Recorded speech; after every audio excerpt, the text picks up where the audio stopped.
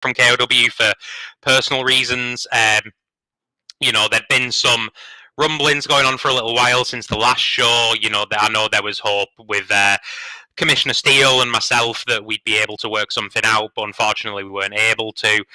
Like I say, I can't really go into their reasons for it too much because they're quite personal to them, and obviously I wouldn't want to, despite they're not the nicest people in the world, I still want to break that respect and that trust. But yeah, it's been massive.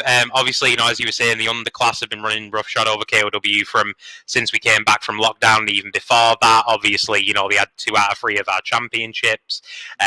With this news breaking, the heavyweight championship has had to be vacated, and now it is going to be on the line in the Road to Gold 7 tournament. But yeah, it's been hectic. It's been really stressful. Obviously, KOWHQ went crazy when we found out about it and had to start sorting things out and changing plans and that sort of thing. I mean, that is part of being a wrestling promoter. Ultimately, is there's usually something that goes wrong, so you have to get used to that. And obviously, I obviously want to say that obviously while 2-Bit and Jennifer are very much disliked, within the ring, and by our fans, personally, I do hope and I'm quietly optimistic that it won't be the last we've seen of them in KOW. It certainly is for now.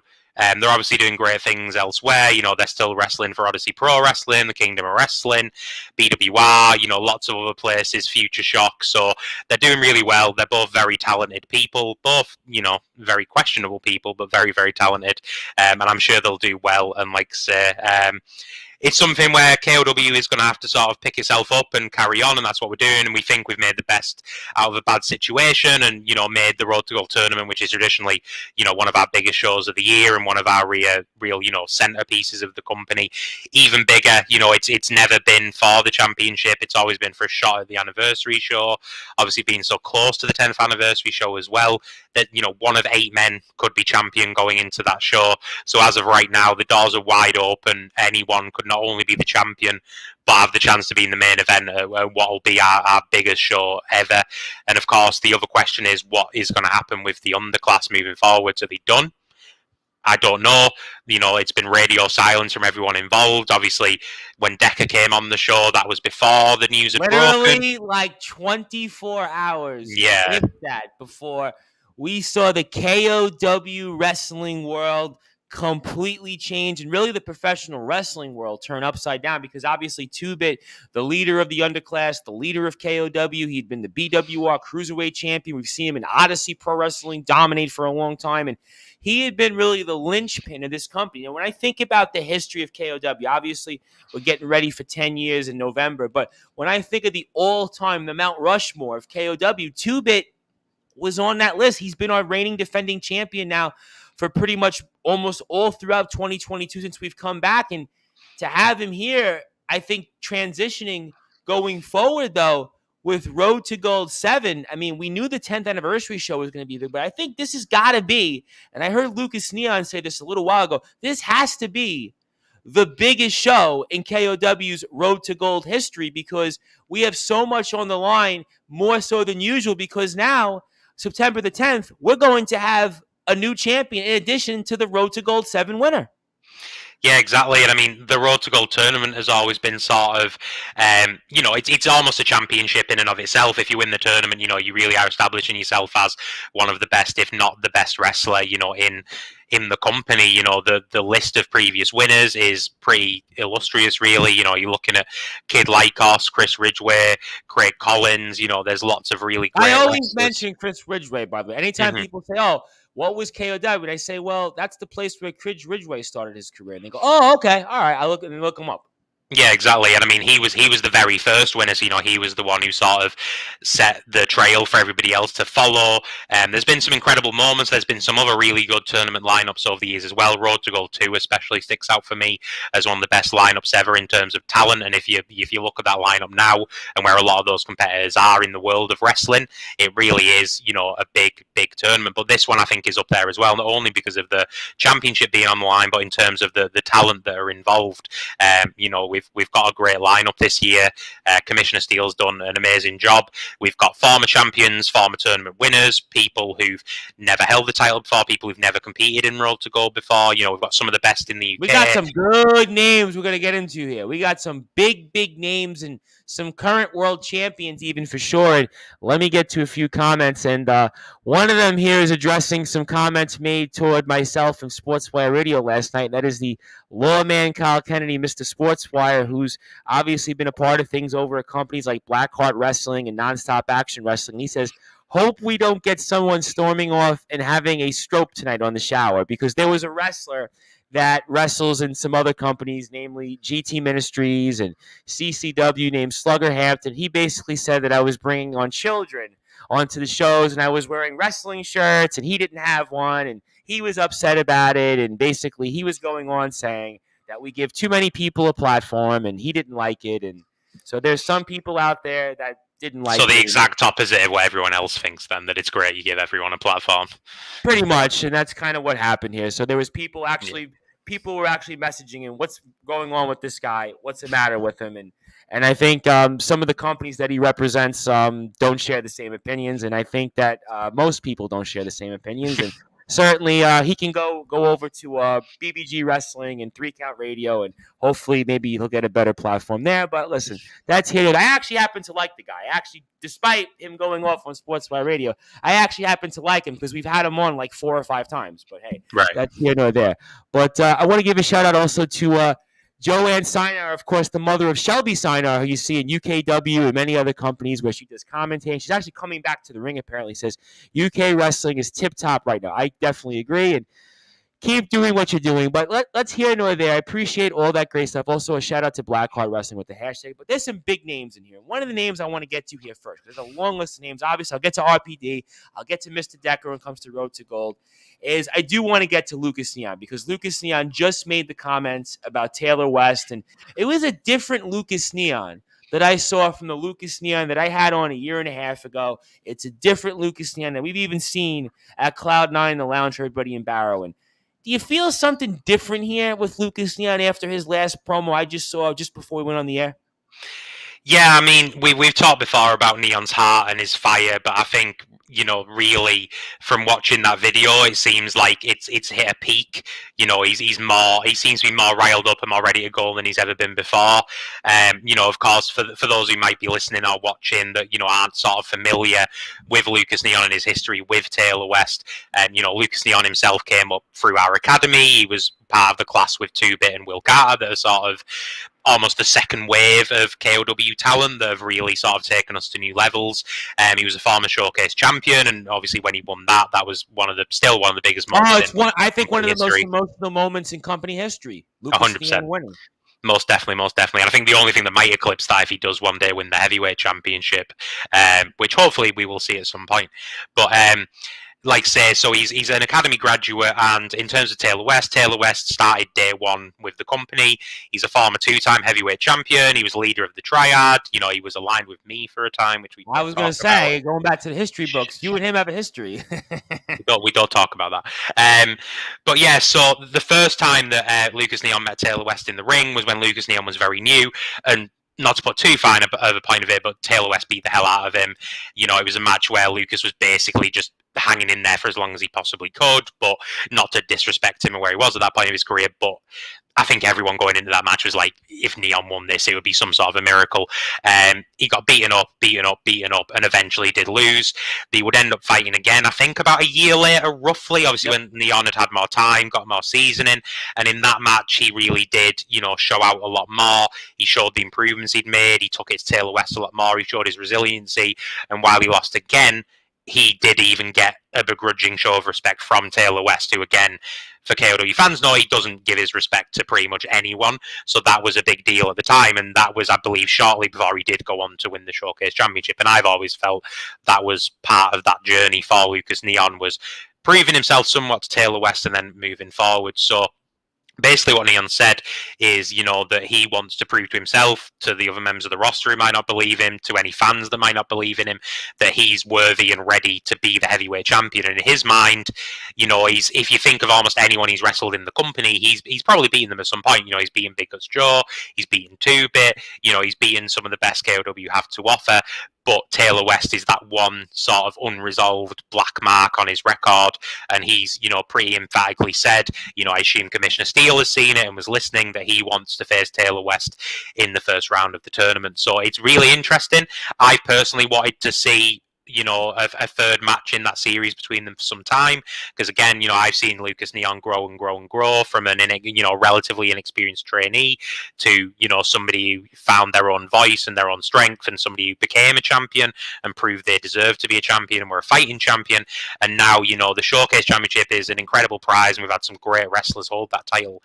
But in terms of the number one, being the number one guy, being the top of the company, being the best wrestler in Barrow, is the heavyweight champion. And if he wants, I definitely get his logic. If he beats Taylor West, that's a big statement. That's beating Taylor West, we think champion. about, KOW history, being a multiple-time world champion, being one of the guys. We think about the history of the triad. We think about everything in this company, where it is today. It's really Taylor West is one of those names that you think about. So certainly Lucas Neon, in a lot of ways, looks to make a mark for himself in this tournament. Will it be through Taylor West? I don't know, but I know one thing for sure. If you do like KOW and you're hearing from KOW for the first time, please follow them on Twitter at KO_wrestling, Instagram K_O_wrestling. Also, Oakley certainly agrees for sure, and also Knockout W on Facebook as well for all things related to KOW. Of course, one of the premier companies, one of my favorite companies around. When you think about everything, what this company means to Barrow, and of course Cloud9 The Lounge, TNT Records, all of our great friends, and ALP has always been one of those people, and ALP streams as well. You can follow him on Twitter, like him on Facebook, because he certainly knows his stuff. And want to give a shout out also to from the Parts Unknown guys, because they gave me their podcast, and I slept late and didn't plug it in the Sportswire dial. So we'll do that over the weekend. So thank you guys. And for whatever reason, Matthew James wants to compare me to Vince Russo, a sane Vince Russo. I don't know if that's a good thing or a bad thing, but I know one thing. I appreciate any kind words that I get, or any words at this point, because the old adage is any publicity is good publicity. But let's talk about somebody else that I want to talk about, and that is the unforgettable Andre Decker. Because the unforgettable Andre Decker, again, a frequent participant to Sportswire Radio, whether he will admit it or not, and he had a lot to say. And I felt like some of that was directed to a Nightmare. If you heard the last clip when you did on Twitter from our interview last Monday, or on Instagram or Facebook, he spoke a little bit about Nightmare and the history, obviously, between the underclass. What's left of the underclass, I don't know. But Andre Decker is in this tournament. Nightmare's in this tournament. Nightmare is also a former world champion. There was something that the unforgettable Andre Decker had said in our interview, and it holds water, whether it's through this company or any other company. The unforgettable Andre Decker has not held a singles championship. He's been a tag team champion, we know, multiple times, including in KOW. But I got the sense that the unforgettable Andre Decker right now is on a little bit of a run. He won a Rumble in another company. We've seen him in other companies starting to be the muscle man. But in KOW, he's been kind of dogged a little bit of latest success. But I kind of see something there boiling between him and Nightmare. Tell me your thoughts on that. Yeah, I mean, obviously they've wrestled each other relatively recently, actually, and obviously Nightmare did come out on the upper hand there. Of course, they had the tag team titles tables match, which again the Freak Show won. So recently, Decker's not had the best record against Nightmare, at least in KOW. I think in terms of Decker, I mean, a big part of it at the moment is what is going to happen with the underclass moving forwards, and that's really interesting. And I'm not quite sure what's going to happen there, but I mean, if the underclass are done, Decker, and Logan have the physical possession of the KOW Tag Team Championships at the moment. They stole them from the Freak Show at our last show. Are they going to carry on as a team? Are they going to separate?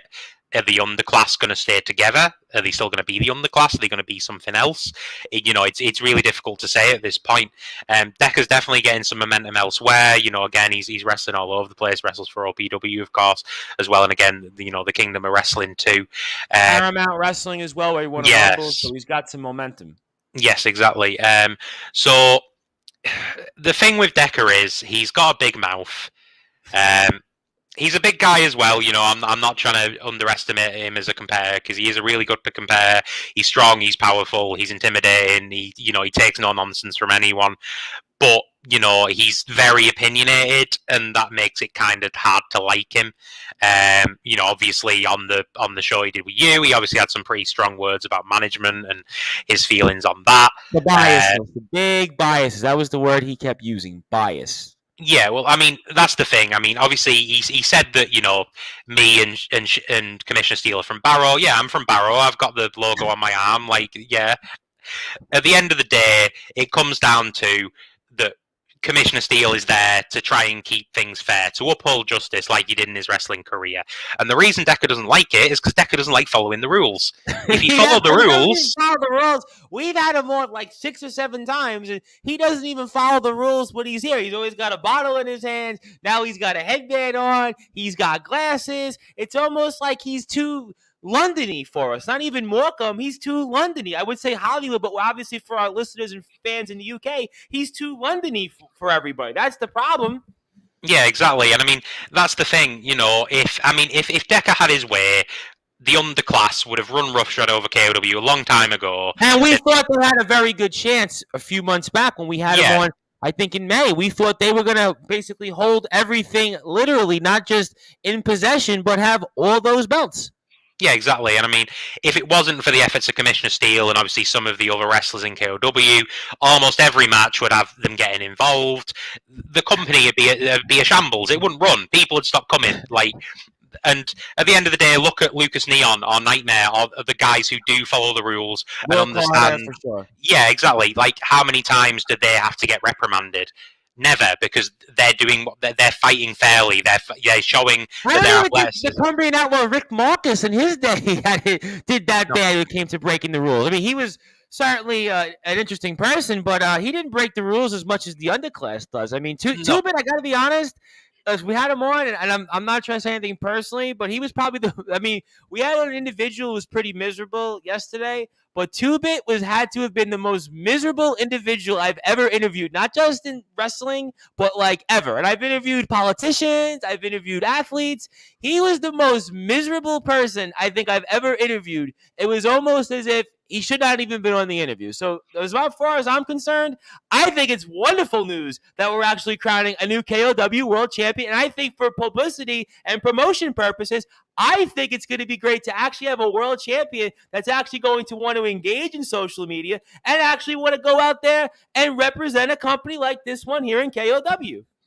Yeah, exactly. And I mean, yeah, Two-Bit's not the kind of guy who's going to, go around shaking hands and kissing babies and all that sort of thing. So definitely on that front. Even Andre Decker would be a better champion in publicity purposes because at least he talks and at least he's engaging to some extent. He may have an attitude, but he's engaging. Two-Bit to me, meh. And I think that's been one of the things that KOW needs going forward here with Road to Go. We need a champion that's going to promote this company and make sure that its well-being is going to be supported. And I think the names that we have in here now, I think by and large are going to do that. Mm-hmm, definitely. And obviously, Two-Bit's interest was never in KOW. Two-Bit's interest was in Two-Bit. And Decker is the same, but I think maybe he's a little bit more interested in hearing the sound of his own voice and promoting himself than maybe Two-Bit is. My listeners kind of like him. There was people out there that actually commented they like him. So, I mean, that's the way I look at it. I value that and say, you know what?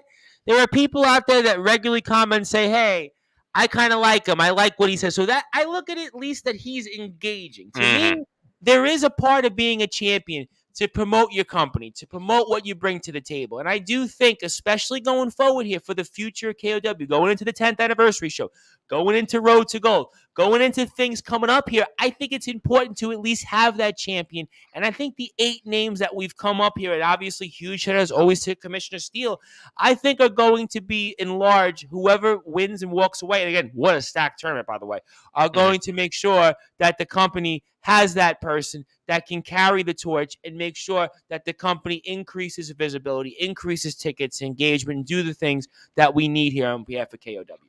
Yeah, definitely. And I mean, like I say, it's a great lineup. I mean, we've already talked about a fair few of the participants, obviously with Decker. One thing I'm interested in is, like say, if the underclass is going to continue, who's going to step into 2-bit shoes in terms of being the leader. Keenan's the only champion, but then Decker's been there since the start. So is there going to be any sort of struggle there theoretically over who's in charge? I mean, obviously Decker could literally step right into 2-bit shoes if he wins Road to Gold. He would literally just be the, it's like 2-bit's handed the title to Decker almost. So I mean, that's definitely an interesting thing to think about. I don't know if that, obviously there's 7 other competitors who will strongly disagree that Decker's going to walk away with the title. Yeah, but that's an interesting thing to think about. Is could it again? Whether the underclass continue or not. If they do, if Decker won, they'd still have the heavyweight championship. They'd still have the showcase champion. They'd have physical possession of the tag belt still, potentially, even if they're not tag team champions. So, I mean, that's an interesting possibility. And then, like we said before, if the underclass doesn't carry on, are Logan and Decker going to stay as a team? Are they all going to go and do their own things? If they do, what is an unleashed Decker going to look like? Because Decker wasn't in the company for that long before he joined the underclass. I think it was a show or two. So really, I want to say a couple shows. Yeah, So I don't think the chance, Decker maybe has had the chance to fully be like, this is me, not as part of a group, but being himself. So that's interesting as well. Obviously, we see more of him in some of the other companies, and it's still Decker at the end of the day. But I'm just interested to see where he would go if he was to go by himself. Would he be the same guy? Would he act in the same way? Would he use the same tactics or not?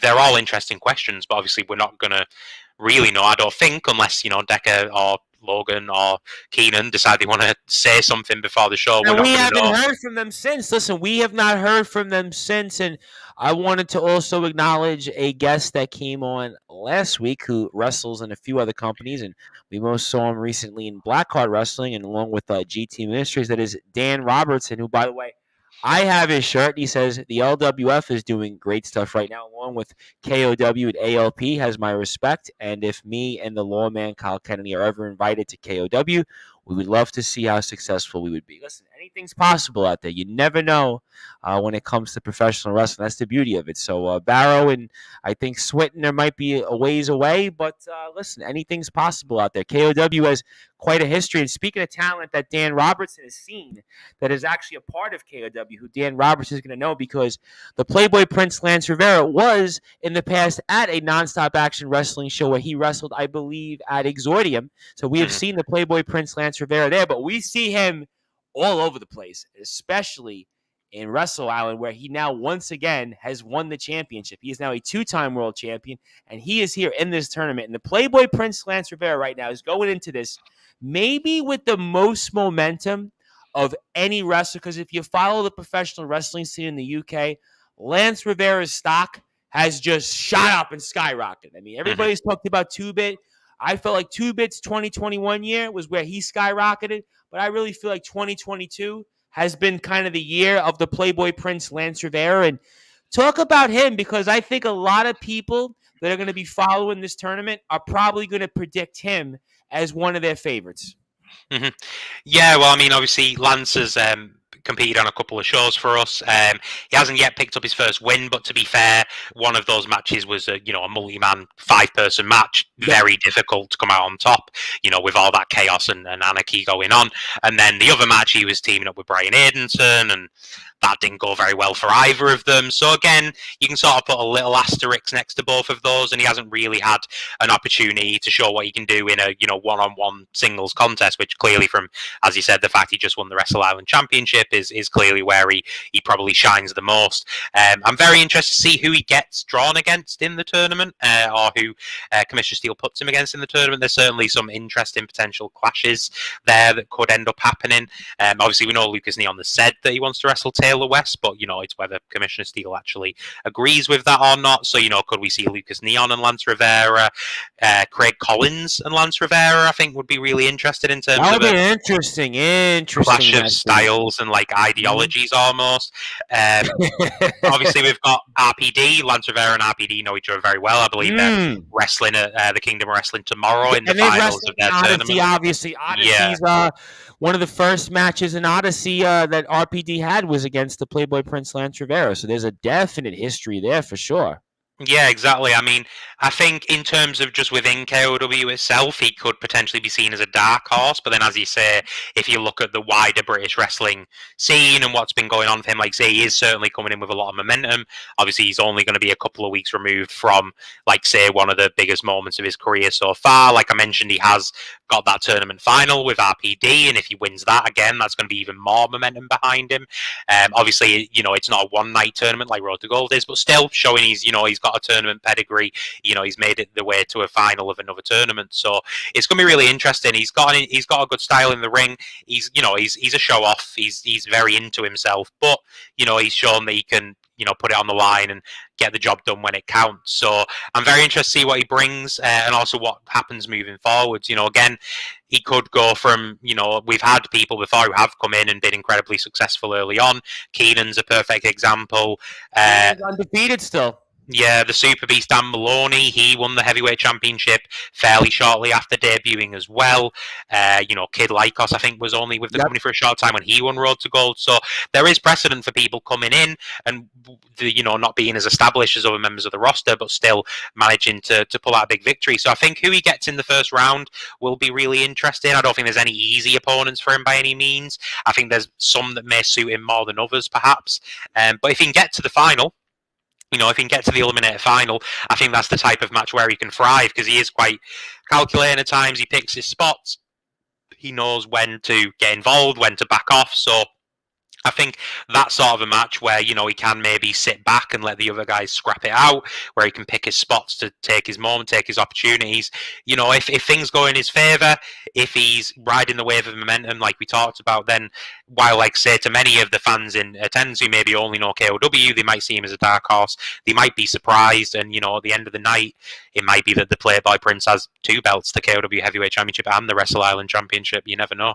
I tell you what, certainly a very, very stacked field in the Playboy Prince Lance Rivera. We have had a couple of times here on Sportswire Radio, and we will certainly find out here. But I have to bring him up because he has pretty much been a staple. When I think about the history of the Sports Report, the history of Sportswire Radio, the guy at the top of the list is the natural-born fighter R.P. Davis. And the natural-born fighter R.P. Davis, when he gets mentioned, people listen, people want to talk about it. Some of these other names, when I mention them, they're very, how can I put this, regionally, like Taylor West and even Craig Collins, Nightmare.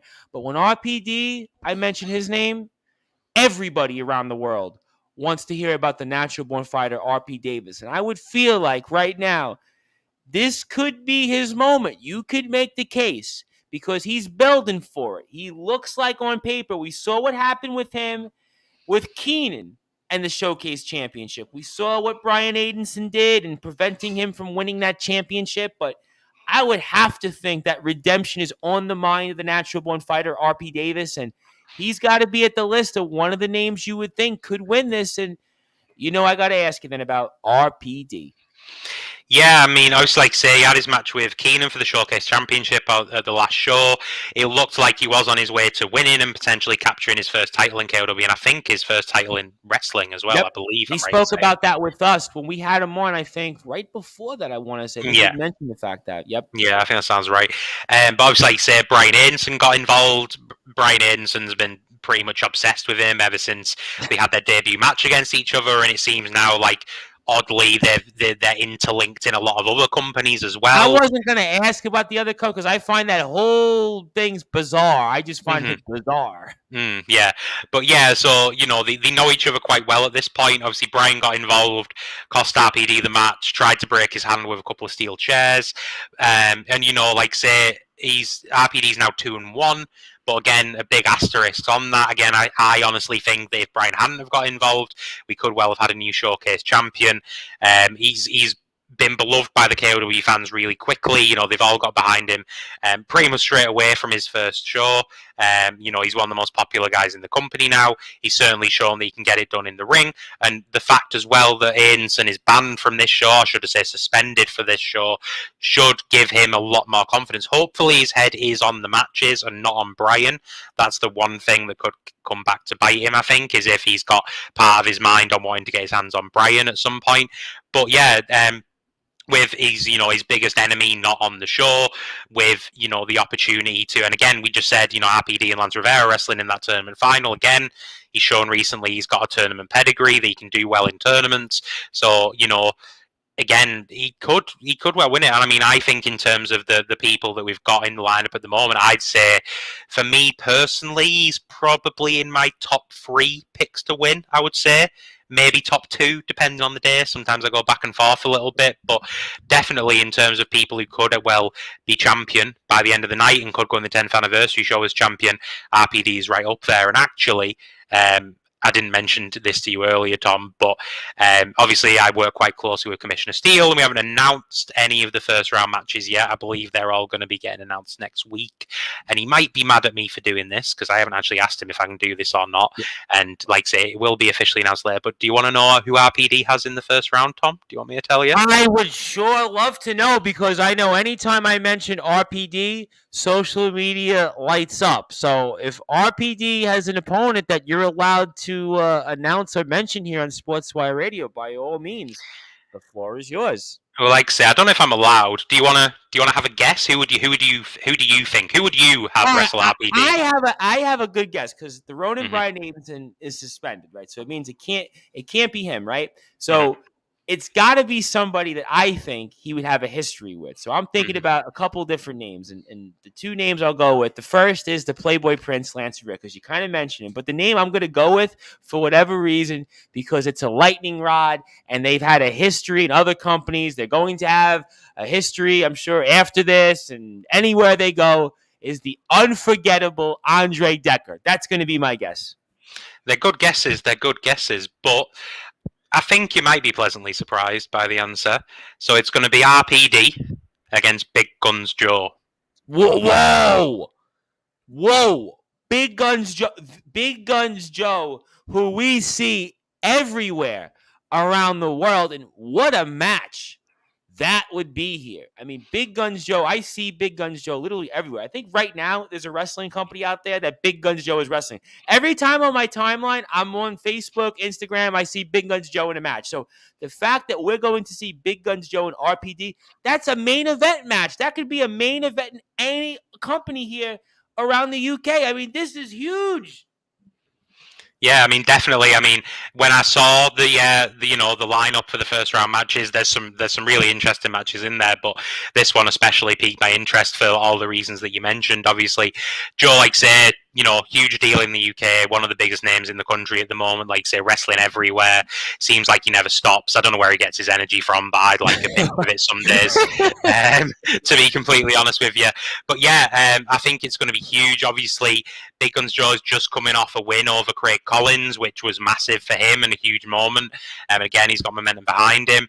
RPD, is definitely on the rise. He's not as big of a name in terms of, like we said, wrestling everywhere, but RPD's getting up there. He's getting a lot of momentum. So this could be a big match for RPD. If he can beat Big Guns Joe and go to the final, even if he didn't win the tournament, that is a big statement. If you can beat somebody with the talent of Big Guns Joe, that's massive. At the minute, like I said, when I was saying about my top 3, the reason that RPD sometimes is only top 3 is because he's wrestling Big Guns Joe at times. So I'm like, that's a really difficult good point. match. I mean, that's like what they would call that, like you pick your poison, where it's almost like they would call it also in better terms, almost like a toss-up for those that follow things. It's a toss-up match. And so Big Guns Joe and RPD, I mean, that's going to certainly make the Rumble shake. And we are here on Sportswire Radio speaking all things related here to KOW with our very, very dear friend, Mr. ALP. And always love having ALP on. ALP means so much to us on Sportswire Radio, and, of course, as well to KOW and everything else. And, of course, Cloud9 in the Lounge. Please make sure you go to Cloud9 in the Lounge for information. Also, TNT Records. You can get information on purchasing a ticket. You can also go to their page as well. And also want to make sure that everybody knows. In about 20 or so minutes from now, we will hear from Wildfire Nate Reese, who, of course, knows RPD because they grew up together, went to school together. We'll get his thoughts on some things. And I wanted to give a plug here while I had a chance. And I promised I would do it. I had one of our listeners give me something they wanted me to share on air. So let me see if I can get this up on the screen. This is Anesta's Hair and Beauty. So I want to make sure that I plug Anesta here. Give her a nice little plug here. Here's the front. Here's the back. And you get to see the front and the back. And she's got a hair and beauty business, which you can find out more information on Instagram at Anesta Hair and Beauty. Also, Anesta Hair and Beauty on Facebook. She accepts appointments only, and she accepts Zelle and cash, which would be pounds, I guess, in the UK. Grand opening just took place. And look at some of these hair descriptions. Maybe I would fit in, but I don't think they would quite want a raving lunatic wrestling host here. But certainly you want to make sure that she specializes in sew-ins, knotless braids, crochet braids, locks, and more. So I made sure that I want to plug Anesta for all of her great work. And she's a big wrestling fan, by the way. So I appreciate the wrestling fans that tune in. So Instagram, Anesta Hair and Beauty. Facebook, Anesta Hair and Beauty. And again, it's appointment only. And she accepts Zelle and cash. So if you are in the UK, I guess that would transition to pounds. And she's just recently opened, so I want to make sure I give her a huge plug. So thank you, Anesta, for your support. And I have a phone number here also, but I'm not going to give her phone number out because I'll probably get in so much trouble for that. But go on the social media pages. We can get all of that here. We're with our very dear friend, Mr. ALP. And somebody else in the tournament I want to get to that we haven't got a chance to quote-unquote speak about so much is the War Machine, Craig Collins, who I would have thought would have got back his KOW championship, but he is in this tournament. I would think of anybody that would have a lot on their mind in payback, and he's had quite a history for sure with the underclass. Who knows what happens there? But the War Machine, Craig Collins, where do you think he falls in here with all this? Craig Collins is in a very weird spot right now. He's one of the pillars of KOW. If you want to talk about that, I mean, to me, the pillars are Collins, Nightmare, and West largely are the three. When it comes to a fourth, there's a bit of a debate, but those three definitely. I know you got Steele, Marcus. There's a lot of names there for sure you throw in there. Yeah, I mean, maybe the fourth would be myself, but I'm not a wrestler, and I feel like that's. I will put you number one because I have said heart and soul of KOW these 10 years. It's ALP. I mean, so to be fair, I would say that you are kind of like the Vince McMahon of KOW with a lot more tattoos and hopefully a lot less baggage these days. Yes, most definitely. No baggage at all. I can assure you there's been no hush money paid from me. I can tell you that much. If I get ousted from the company anytime soon, this is going to look bad, isn't it? Nobody saved this clip. Don't worry, we won't be like TMZ with Vince McMahon and John Cena had the big meeting. It was all on social media, and Vince McMahon has like the thing like this that he's going around. Oh, we got sidetracked there, didn't we? But yeah, to talk about Craig Collins, Road to Gold is Craig Collins' thing. He's won it twice, and both times that he won it, he went on to win the championship. The first time he won it, it was Road to Gold 2. Road to Gold 2, yeah. And he went on to beat Chris Ridgway in the legendary Iron Man match to capture his first championship. And then he won Road to Gold. Oh, God, I'm going to call out with my numbers here. 6? I think it was 5 or 6, right? It was 5 or 6. Marcus was 5, so it was 6. I'm pretty confident it was 6. If I am wrong, somebody can fact check me. That's fine. I'm sure Marcus will certainly fact check if you gave him the wrong number. Knowing Marcus, I'm sure he will. Yeah, and then no, it was 6. He won the last tournament. Yeah, sorry. It's been so long, you see. So he was Road to Gold 6. You know what I remember? Because I had Marcus on and I asked him about Road to Gold many moons ago now at this point. Right. But yeah, so he won Road to Gold 6 as well. The only person to have won it twice. And then the second time he went on to beat Taylor West. So he has a track record. No one has ever won the tournament twice. Obviously, a few other people have won it once. This year he could go for the three-peat and put even more distance between himself and anybody else who's ever even wrestled in the tournament, let alone won it. But he's also not won a single match since he's come back. He had his 2 matches with 2-Bit, where admittedly not because he was the inferior wrestler or the inferior athlete, he lost those matches. As we mentioned earlier, he's just lost a match against Big Guns Joe. And again, Big Guns Joe's a great competitor, but that was certainly seen as an upset by a lot of the KOW fans. So it's a very odd situation. I think, to me, how Craig does is probably one of the most interesting things about the tournament, because it could be that he kicks into Craig Collins in Road to Gold mode and wins the tournament and wins the title, and it's almost like he never had to vacate it, and almost everything's right again. 2-Bit's gone, Collins is champion.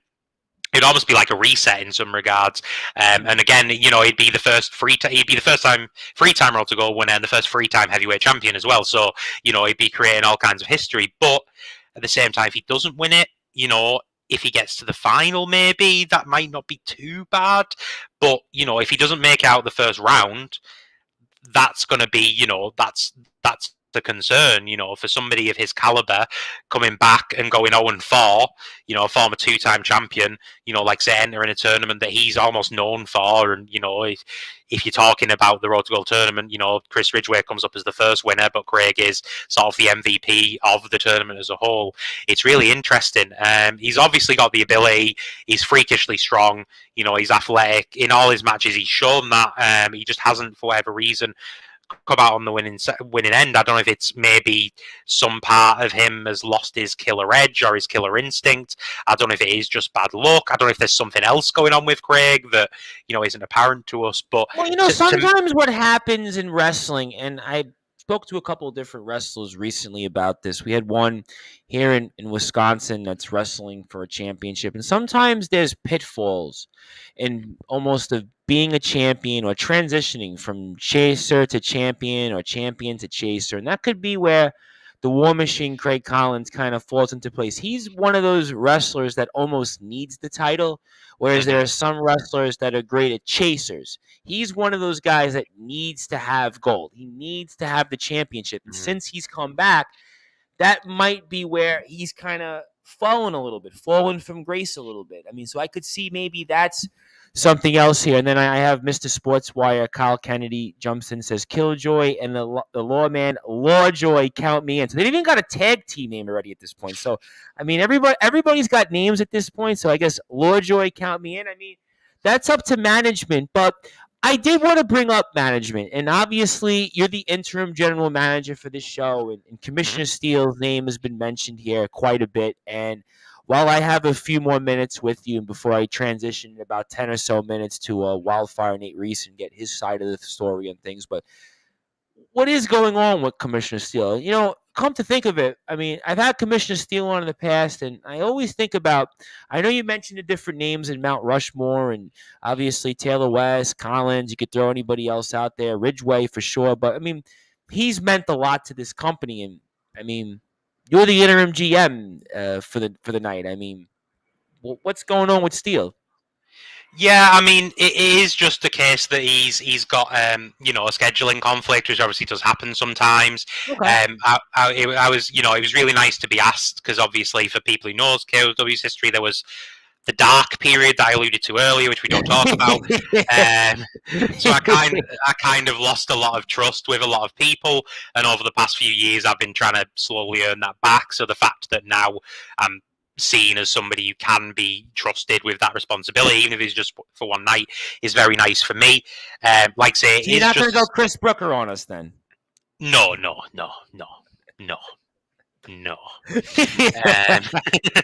not. No. The thing with Chris Brooker is whenever his name comes up, I think of Charlie Brooker because they've got very similar names. So every time he comes up, yeah, kind of. Good point. And I'm a big fan of Charlie Brooker, but I'm not a big fan of Chris Brooker, so it can be confusing at times. Well, I'm happy to hear that. But yeah, so no, I mean, obviously, I'm there to do a job. I've seen how the last few shows have gone. I'm hoping things aren't going to be quite as chaotic, but from my time as the proper general manager, I know that KOW shows can, take a left turn and get pretty hectic pretty quickly. But I'm kind of hoping for a more relaxed evening. I'm still going to be ring announcing as well. So, I'm going to have a lot on my plate on the night. I can tell that your mouth is going to certainly have a load full because I know at this point I'm doing these almost every single day now. And like by the time I get off the air, it's like my chest is like pounding and shot. And then all of a sudden everyone starts calling me. Oh, I heard you. Oh, boom. And then it's like, well, I need to sit down and get a drink of water. So I can only imagine your voice after this was all said and done. Yeah, I've actually found recently that in preparation for shows, I've had to start drinking green tea and honey a few days before the show. Wow. I should probably take note of that, but I, for whatever reason, heard, I think it was Dave Mustaine and Ronnie James Dio in interviews once. Obviously, Ronnie James Dio is no longer with us, and they asked him, they said, well, how do you get ready for shows? And obviously, Ronnie James Dio, what a voice, Black Sabbath and his own band, everything else. He goes, nope, I just go out there and just do it. And Dave Mustaine pretty much said the same thing, and they said, well, I just go out there and I look at the mirror and I just go out and play. And that's kind of, I should probably take your path better. And that's probably why I wouldn't feel the way I feel after each Sportswire radio performance. Yeah. Well, I love that Ronnie James Dio came up. Holy Divers, obviously, an absolute classic. But yeah, like it never used to be a thing. I came back to do my first Academy show, and was obviously it's a lot smaller, and started ring announcing. I was like, my voice is bad. I can barely get through a sentence. So I was like, I've got the show on Saturday. I better do something. I was like, I've heard green tea and honey is good for you know, like your throat and stuff. So I was like, I'll try that. And I was very worried to start the show because I was struggling during the Academy show where, relatively speaking, I have to do much, much less. And thankfully, it was absolutely fine. I had no problems. But that's my new thing now that I have to do to get through it. But yeah, so obviously, like I say, I'm going to have a full plate. I think, like I say, while Steele being absent from this show doesn't have any, you know, deeper meaning to it, I would say from speaking to him, I think there's something big coming from Steele soon. He hasn't said anything specific, but just from knowing him as long as I have, and from some of the conversations we've had, I think he is a bit restless. I think he loves being GM. I think he still loves being part of KOW. But I think there is a part of him that's not quite satisfied, and I get the impression that's going to change soon. Sorry I have to be so vague, but that's because he's been fairly vague with me. So if nothing comes of it, I apologise for getting people's hopes up. But yeah, I think maybe in the near future that there might be something else going on, maybe other than just, you know, being the general manager for Commissioner Steele. But we will have to wait and see. I'll tell you what, ladies and gentlemen, I think that was potentially something that maybe we'll hear on Sportswire Radio through the grapevine. Maybe we'll hear it from somebody come on. Maybe who knows what. But I know one thing, 2 weeks is not too far away. And it feels like yesterday I was speaking about the return of KOW. And I did, before I get to closing thoughts here, wanted to ask you on Keenan and the unhinged Will Carter. And really, to me, I mean, this might steal the show. I mean, you think about the card, right, with the 8 participants in this tournament. Lucas Neon, obviously former showcase winner. Big Guns Joe, his history speaks for itself. The War Machine, Craig Collins, we just mentioned, multiple-time champion. The Natural Born Fighter, R.P. Davis, my very dear friend. The unforgettable Andre Decker, certainly frequent participant in Sportswire Radio. Taylor West, of course, in Mount Rushmore of KOW. The Playboy Prince Lance Rivera, the current Wrestle Island World Champion. He's the current Wrestle Island Champion, and he's here in this tournament. And then, oh, by the way, current Tag Team Champion and 2-time former Heavyweight Champion of the world, Nightmare of KOW. And then we've got this match here. And when it comes to Keenan, the undefeated Keenan and the unhinged Will Carter. And very quickly, I mean, what do you think happens here before we get to closing thoughts? Fireworks.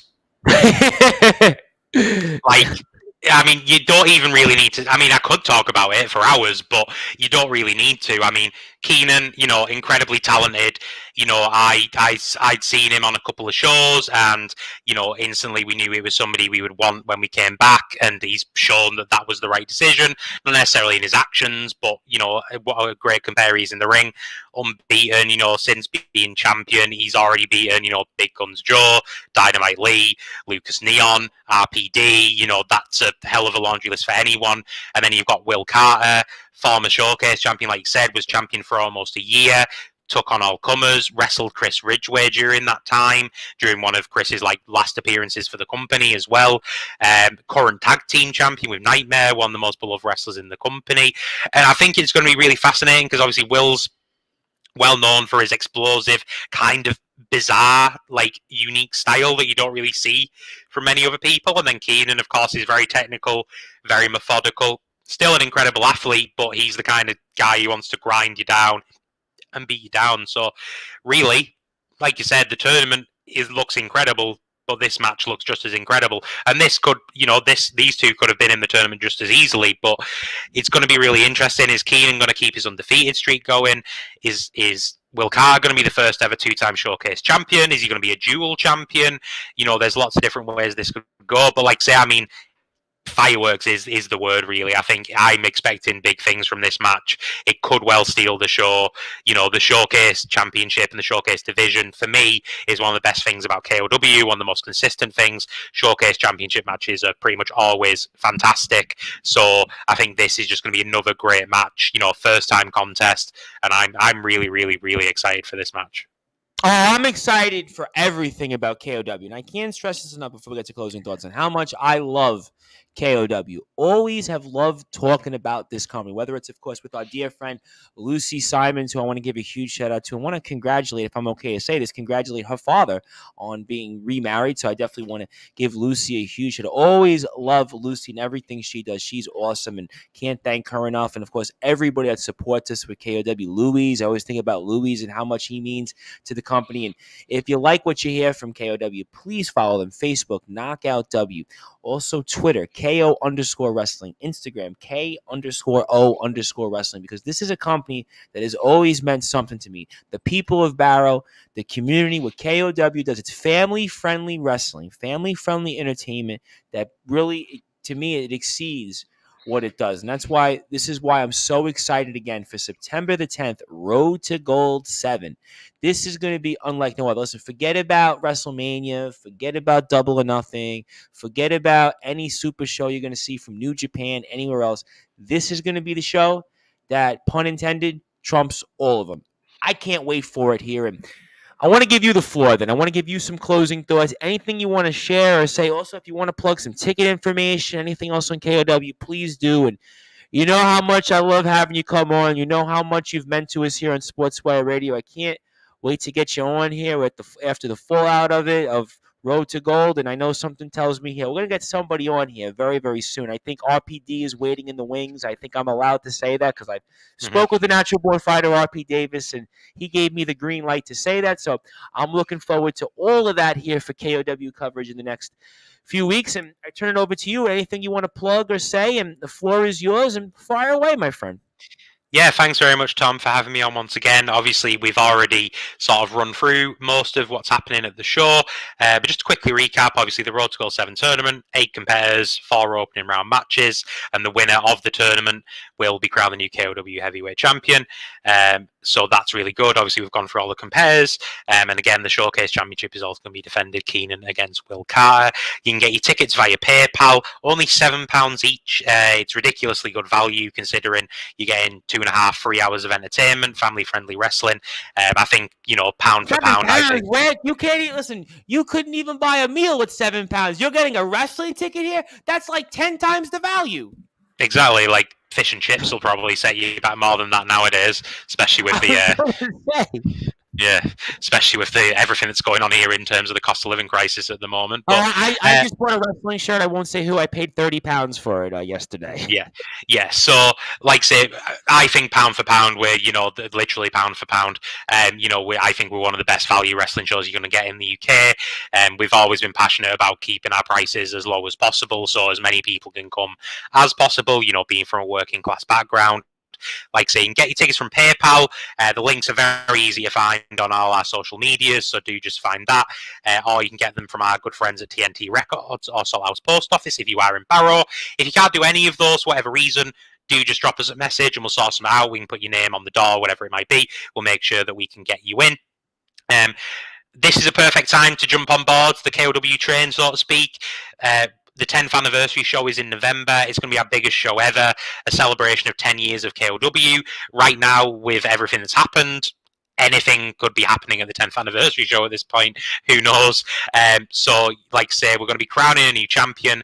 We're going to be finding out who's going to be in the main event of the 10th anniversary show. I'm sure there'll be a lot of other developments that will start to build towards that 10th anniversary show.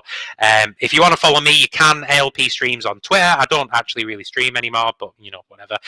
If you want to follow me on there, you can do. And, obviously, KOW, it's Knockout Wrestling on, it's facebook.com/Knockout Wrestling on Facebook, K_O Wrestling on Twitter. I get them mixed up because they're different. Twitter, I'm going to do it for you because I see them all the time. It's KO_Wrestling on Twitter. Right. Instagram, it's K_O_Wrestling. And Facebook is Knockout W. Very Yeah, simple. it's always where the underscore goes that messes me up. I'm like, is it between the K and the O, or is it after the KO? I can Well, never I have remember. I have some wrestlers that for whatever reason have different handles on different pages, and like Kyle Kennedy's an example of it. There's other companies, and they don't keep it simple. But at least with KOW, we come close enough. We come close Yeah, enough. close enough. So yeah, you can follow us there. Like say, as far as I'm aware, the first round matches, other than the one that we kind of spoiled here today in a bit of an exclusive, but the other first round matches and that match as well will be officially announced over the next week. And then, as far as I'm aware, that will be the full card that's been announced. Like say, we're a couple of weeks out. I believe the intention is that I'll also be making an appearance on our mutual friends, the Pods Unknown podcast, to talk about the show, hopefully. I know we've talked about it. Hopefully, we'll be able to get that to Are they line going to up. be there this time? I spoke to the guys. Are they going to be there this time? I think I think they're going to have to miss it again, unfortunately. But obviously, they're still big supporters and keep up with everything we're doing, so we appreciate that. And like I say, I'm hoping to be at the show. I know for a fact they're going to make it to the 10th anniversary show, and they've made a point of making sure they can make it. Obviously, Josh was busy, running a massive festival for the last show, which is fair enough. He's busy out there hustling and doing his own thing. But yeah, I should be appearing there as well. Do give them a listen. I've listened to every episode. I've been a fan since they started. Like Tom mentioned earlier, they just dropped the most recent one talking about WWE and AEW and everything that's been going on in the world of wrestling. So I definitely recommend checking them out too.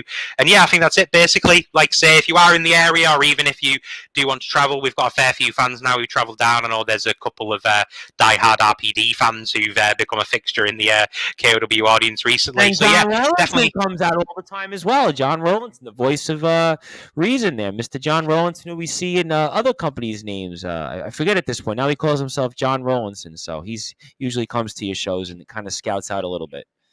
Yeah, definitely. So yeah, do come on down and enjoy the show. And yeah, it should be really fun. We're going to crown a new champion.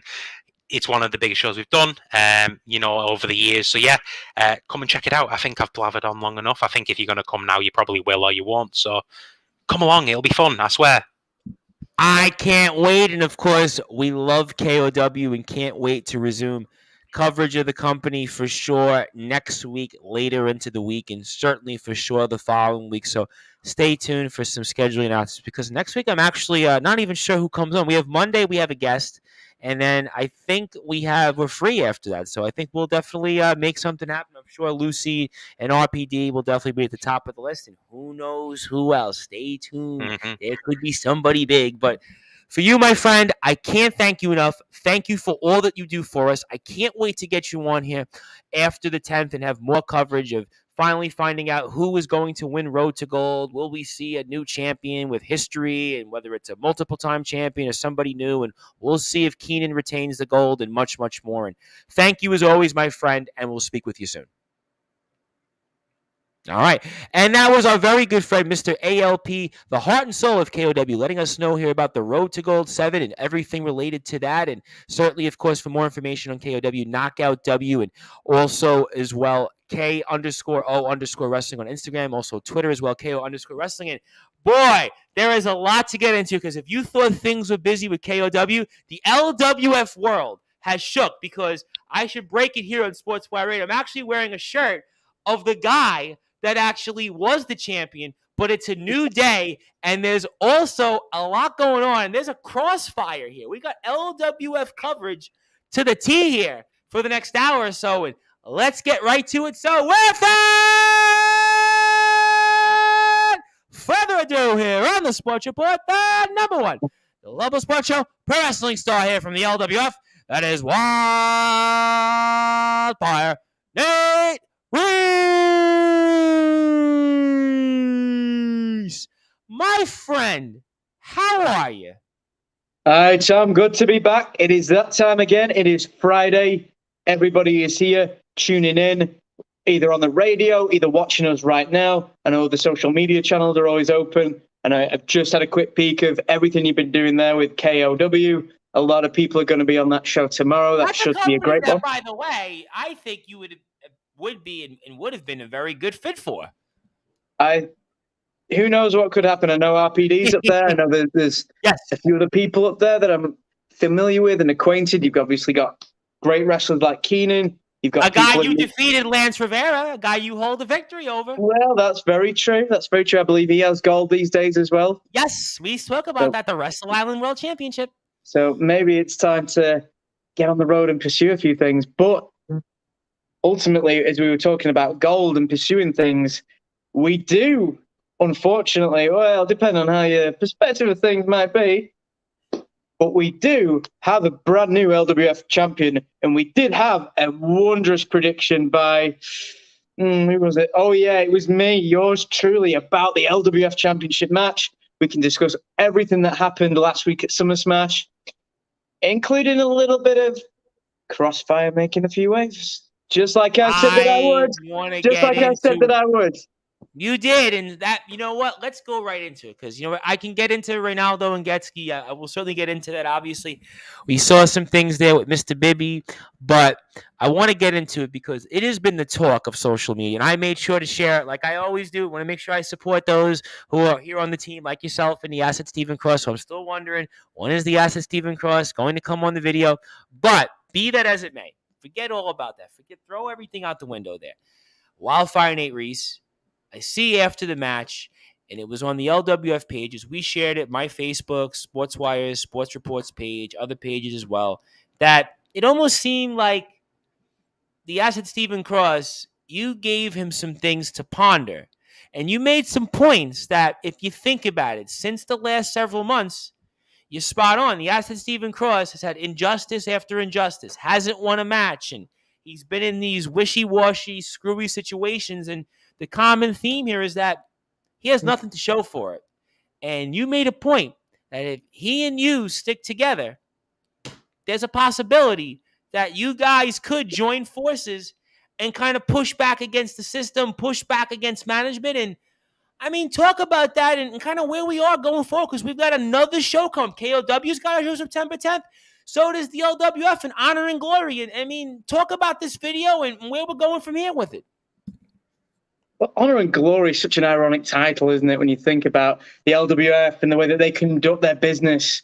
So as you can see, the reason that that video was released, and again, those sneaky camera people, they didn't have permission. They did not ask for my intellectual property to film myself and Stephen Cross having a personal conversation. But lo and behold, they distribute it anyway. But what we spoke about, and that was in the aftermath of the match back in July, in which, again, you know, we were taking advantage of wishy-washy situations. It was a wild brawl. It was an 8-man tag. Rules weren't really upheld as such. We are victims uniting together and being strong against injustices. So, as I said, yeah, the Asset Stephen Cross, who currently, who knows where he might be right now. There's a lot of difficult things going on, particularly with the train strikes. There's the postal strikes over here in the UK. So he could be anywhere. He could be lost and found, but I'll find him ready for September to become the best team that we can be. Because as you saw, he agreed with me. And it's okay to take a breath and let's ponder that. He agreed with me. He agreed with me. But ultimately... Wait, slow down a second. Were you surprised? No, because it was my point. You just said. I'm always right. But sometimes cloth ears, it might take a little while to get through. But everything that I said, it was true. You think about everything that Cross has been through. Every match he's contested since February, there's been shenanigans, there's been issues, there's been... Oh my God, Castle Cup, we think about the tag team situation with Balachius, and they couldn't get along. Your situations with Costin and Tonga, and I mean, you want to talk about roadblocks and forks on the road. I mean, you guys have had more forks on the road than would be in a Mario Kart game. This is exactly it, and to be fair, you know, if you look at some of LWF management, they look like those sort of big stone blocks that kind of fall down on Mario Kart when you're going through. However, me and Stephen Cross have the red shells. Well, as much as they don't want to prepare for that, we stream full stream ahead. Donkey Kong and Yoshi pretty much. Clearly he's Donkey Kong. But ultimately, we are more than prepared to go against anybody that's there within the LWF. And what we want to do is for everybody that's messed with us, and lo and behold, You go back and watch the footage of the last 6 months, everybody's tried to take a shot at us, either individually or within a tag team situation. Hell, the LWF love to put us together in tag teams where we can't even get along. Nobody wants to coincide with us. The Worst didn't. Pilates certainly didn't. That Hellraiser Aurora Tebez, wow, what a spitfire. She certainly didn't want to team with myself and my best friend Cross. So here's what we're going to do. We're going to prove everybody wrong. Because you see, going back to the Lumberjack match, they had to send out an army to allow Bob Costin to slip one over on me. The Castle Cup, they had to interject and introduce other competitors. Cross wasn't pinned. And he lost that match. It was a triple threat match, which he wasn't prepared for. He wasn't told about.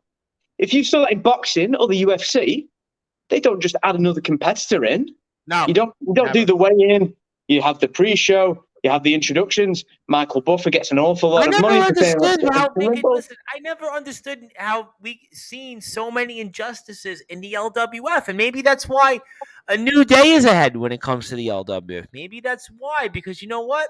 There was some scores that seemed to be unfair toward you and Mr. Cross. I mean, I'm going to call a spade a spade. You know, I've said that, and I've gone on told Fitzgerald this on the air. I mean, I felt to me that there has been a lot of unfair roadblocks thrown at you guys. I think by anybody else in the company has had to deal with more adversity than the two of you. By none. Exactly. And whilst other people might have strayed away or moved on or given up or figured how to approach management, you can see very much within the title shot for next month. Somebody had a very good conversation with Mr. Fitzgerald, didn't they? For Davey Getzke's new number one contender. Yeah, and he's coming on, by the way, in about 25 minutes, and he's going to talk about that number one contender, by the way. That number one contender who does have some wins under his belt. And he talked about one of them over you, which we talked about for the July show. That's it. He can thank me for the rub when he comes on, and I'm sure he'll sing my praises. But ultimately, he's kind of become our man to replace Cross, by the way. He's almost become like he's the third man now, it seems like, at this point. Wow, what a substitute. But as you can see, right? We've been wrong so many times, and it's a constant basis. People like to look down on me and laugh at me, walk around on me and walk all over me. But every single time I get results in some form or another, it's never just I go away. Never just someone gets one over on me. Every LWF show that I've been a part of, every LWF show in the last 6 months, I'm always there. I'm always making something memorable. And just this past weekend, myself and Cross, we were initially set to compete. However, Cross got to fill in for the injured Cameron Solis. So he partnered up with Dan Evans. Whilst I was a little belligerent about the fact that he's teaming with other people, I thought we'd settle things, you know. You don't team with other people once you're settled, once you've made something. We've made a commitment here. But we went up against Synergy. So the team went up against Synergy. I was there just to clearly observe, bring some moral and emotional support to that team wherever possible. And they were very close. They were close to competing against Synergy and collecting those LWF Tag Team Championships. Now, if me and Cross were together competing as a team, as a cohesive unit, working together, we'll call it synchronicity. Who knows what could have happened? And this is exactly the point. So for anybody that's there, any team, any wrestler, anybody that wants to take the cheap shots at us, that want to mock us, that want to look down on us, whether you've got your 18 Steens, your Wrecking Crew, the Blazing Guns, Synergy, everybody gets to be put on notice now. And we're going to go for it. It sounds like, are you saying something that maybe those in the back might want to take notice on there? Just what I heard? Absolutely. So many people, we've been footnotes, we've been half mentioned with bated breath. We're going to go just from nobodies to notorious. We're going to become infamous, regardless of whatever they throw away. Single people alone, we've been pretty strong. We've been very resilient. We don't let anybody mess with the way we do business. But together, together could be the start of something very, very different. So Bibbo, Fitzgerald, Synergy, Blazing Guns, Getski, anybody wants to come against me, my best friend, my tag team partner, the Asset Stephen Cross. They're going to get locked within those crosshairs. Going to get stuck. They're going to be trapped within the crossfire. And there'll be and all the repercussions will be on them. Well, I'll tell you what, ladies and gentlemen, there was a famous song called Promise of a New Day.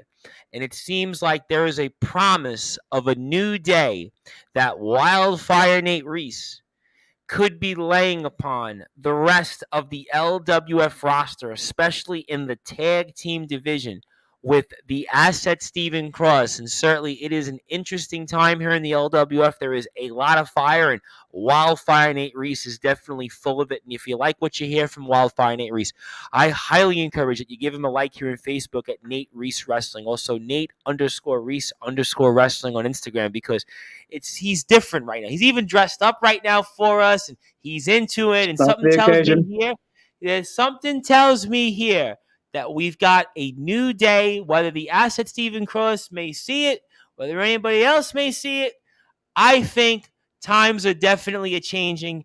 And the LWF division, whether you are Synergy, whether you are anybody else, Blazing Guns, we'll get Nathan Gunn's side of the story, whether you're the Los Lancadores, whether you're anybody else, something tells me here times are definitely a-changing. But I did want to ask you, because you did touch upon it, and obviously it was the talk of social media on Instagram and certainly other places, about your comments toward Reynaldo and Mr. Getski, and obviously you were proven to be correct. Obviously, Reynaldo had the jet lag, and Reynaldo definitely looked like, maybe he was enjoying himself too much there, night in the town, all the autograph signings, all the fans mobbing him, and everybody that was going left and right. Reynaldo, I want to take a picture with the championship, top of the table, the 12th man, the 13th man, the 14th man. It didn't quite matter, because Davey Getski, he set out to do something, and he remains undefeated against Reynaldo, and he certainly had a lot in his mind. This was 3 years in the making, and he's now our new LWF champion, and the Wrecking Crew reigns supreme. And you were proven to be right, whether Davey Getski would like it or not. And he may like the fact, though, however, that he is our new LWF world champion. Most certainly. And after the show time, I'm not going to lie, I'm probably just going to sit here and predict the remaining lottery numbers for the upcoming month, just because I am on a roll right now. What a prediction. But absolutely, there was too many factors going into this title match. Reynaldo's been stretched too thin, pulled apart, whether it was the injuries, it was the travel, it was the jet lag, it was the people in New York trying to mug him on the way for the LWF Championship. Actually, there was people, when I was waiting for him to meet him, there were people that looked like at like 8 o'clock in the morning, whatever it was, 8:15 in the morning, that probably could have mugged anybody. And it was, unfortunately, right now where Reynaldo was at the time, I would certainly advise anybody to avoid like the plague. And again, you filled him up with bagels. You bought him breakfast. Yeah, I bought him a plain bagel, a cinnamon raisin bagel.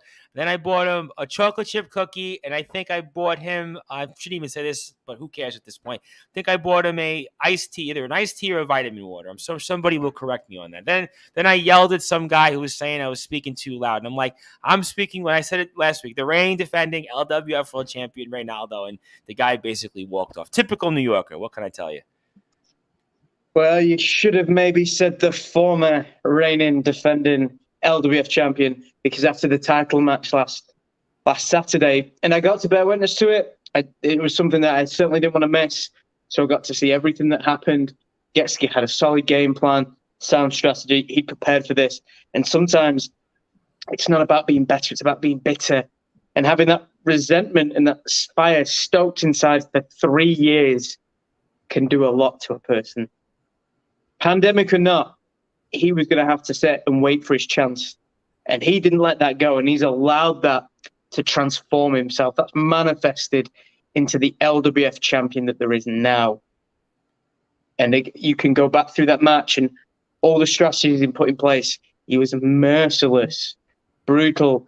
He didn't fix on one thing, whether it was trying to gain that pinfall, whether it was trying to gain that submission. Getski was malleable in his game plan. And in the end, it was very much a case of almost knocking Reynaldo out. Shot after shot after shot after shot, where even Steve Bibby had to interject due to the referee being down, trying to wear the zebra stripes himself. What an issue. Control of power yet again. What a surprise. Isn't it good that there are people like me with my manifesto putting the world to rights? But now we have a new LWF champion in Davey Getski. And the champion didn't even get an hour to celebrate before his new challenger was announced, Nathan Gunn. Who does, by the way, though, have a win most recently against Davey Getski, and who defeated Nick Cutter of the Wrecking Crew. So if there's anybody right now that has the momentum, it is the scenario Nathan Gunn, and he's got the advantage right now over Davey Getski, I think. Right now, Nathan Gunn is on the biggest run of his career. You know how, listen, Reynaldo said to me, this is what Reynaldo said to me about you. Ready for this? He said, I'm telling you, Tom, Wildfire Nate Reese, he's really on a new level right now. He's on a whole nother level. The fan reaction, look at what he's doing in the ring. Best work of his career, right? And we've talked about this for months. So Reynaldo clearly listened to us. So clearly Reynaldo didn't have to do his homework much other than watching you in the back, right? But the scenario Nathan Gunn, I also think, is on a whole nother level. Because to me, he went from kind of where he was at the level of no disrespect, because we're going to get to the mysterious Mr. B next week on the show. We're going to get his side of things on. I looked to him like at the same way I looked at the Los Slankadors. Now I look at the scenario Nathan Gunn the same way I look at Davey Getski, Eitan Steen. He's in that class of guys that are going to carry this company and can be a world champion. The scenario Nathan Gunn these last several months right now is on the biggest run of his career, hands down. Sometimes in sports, we get uplifting stories. Over here in the UK, we've had our Lionesses win the World Cup. Ladies soccer, I guess, as you call it, ladies football. Yep, last month, yep. Very, very good. Very good role models. How about Reynaldo last year being a world champion after 10 years? Who would have thought that? I asked Reynaldo again. I said, Champ, did you ever think that he was telling me, you know, Tom, I never thought I would even be in the wrestling ring again. I never thought I'd be a champion. So their stories are all over the place like that. You know what I'm saying? So at the end of the day, people like a comeback, no matter what the story is. You see it in anything. Movies. John Travolta famously years ago made a huge comeback in the 90s. Sylvester Stallone with the Rocky movies. You see it all the time. People like a good comeback story. People like an uplifting moment. And right now, maybe it's the scenario Nathan Gunn's time. We're going to find out in 15 minutes. Well, to paraphrase Stephen Cross's all-time favorite idol, and all-time mentor, don't call it a comeback. We've been here for years. As much as people appreciate the notion of this uplifting story of quick succession, consistency is what strives us. Consistency is key. Now, Nathan Gunn has had 3 victories in a row. 3 victories in a row. He has beaten Getski twice. But this is a very different, I'm going to say narrative. I don't like the word scenario. It always leaves a horrible taste in my mouth for some reason. So when it comes to this narrative, this notion, this contextual background, look at what's going on. Getski, for the first time, is a champion. And they always say it's much harder to defend the title than to pursue the title. So he has got a lot of pressure on him, but he's also had a lot of spite, a lot of bile fueling this time, fueling this moment. You also have the Wrecking Crew on his side. So even the numbers game, even if Gunn does come out with Conrad Blaze, he's still outnumbered. So he's still got to figure that out first. Also, looking back on those matches, he's now got a new strategy, a new appraisal, a new way of winning matches. And what better confidence builder than winning a championship? So those methods, they're new. They're in Getski's mindset. He's trained for this. Nathan Gunn's won victories, but he won 1 in a tag team match. He's beat Nick Cutter. He's beat Getski. Different matches, different outcomes, same game plan. So if Nathan Gunn is serious about this, no, he's mentioned talks about finally getting a chance at the big one and finally having a big match like this. He's going to need to adjust to compete for this title and at this level. You mentioned other wrestlers. You mentioned Aton Steen, who again gained a victory over Chris Stone and not an easy competitor to beat. You mentioned Nick Cutter. Those wrestlers at the LWF, they're going to rely on this next generation. If Gunn's serious about ascending to that level, he's going to need to adjust his style. He's going to need to work on the next stage, the evolution of himself as a competitor. If Getski's adjusted his style, his merciless, remorseless outtake on everything that he does in the ring, what's Nathan Gunn going to have to do to compete with that? That's the real question.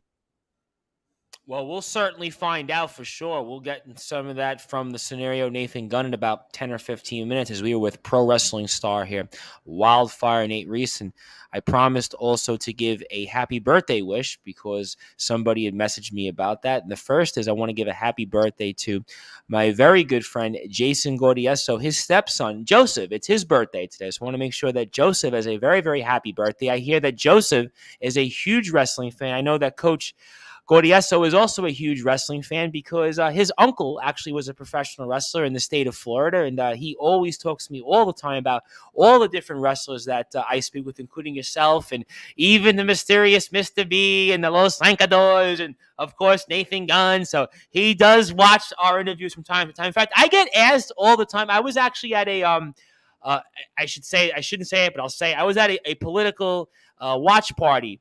And I go into the place. I'm actually in my Reynaldo shirt. So I'm actually trying to get thrown out of this place. I'm figuring, all right, I'm going to walk in and they're going to just look at me and people are going to laugh at me. Like 20 people in the room. They're all dressed up, all fancy smancy. And I come in shorts and a Reynaldo shirt.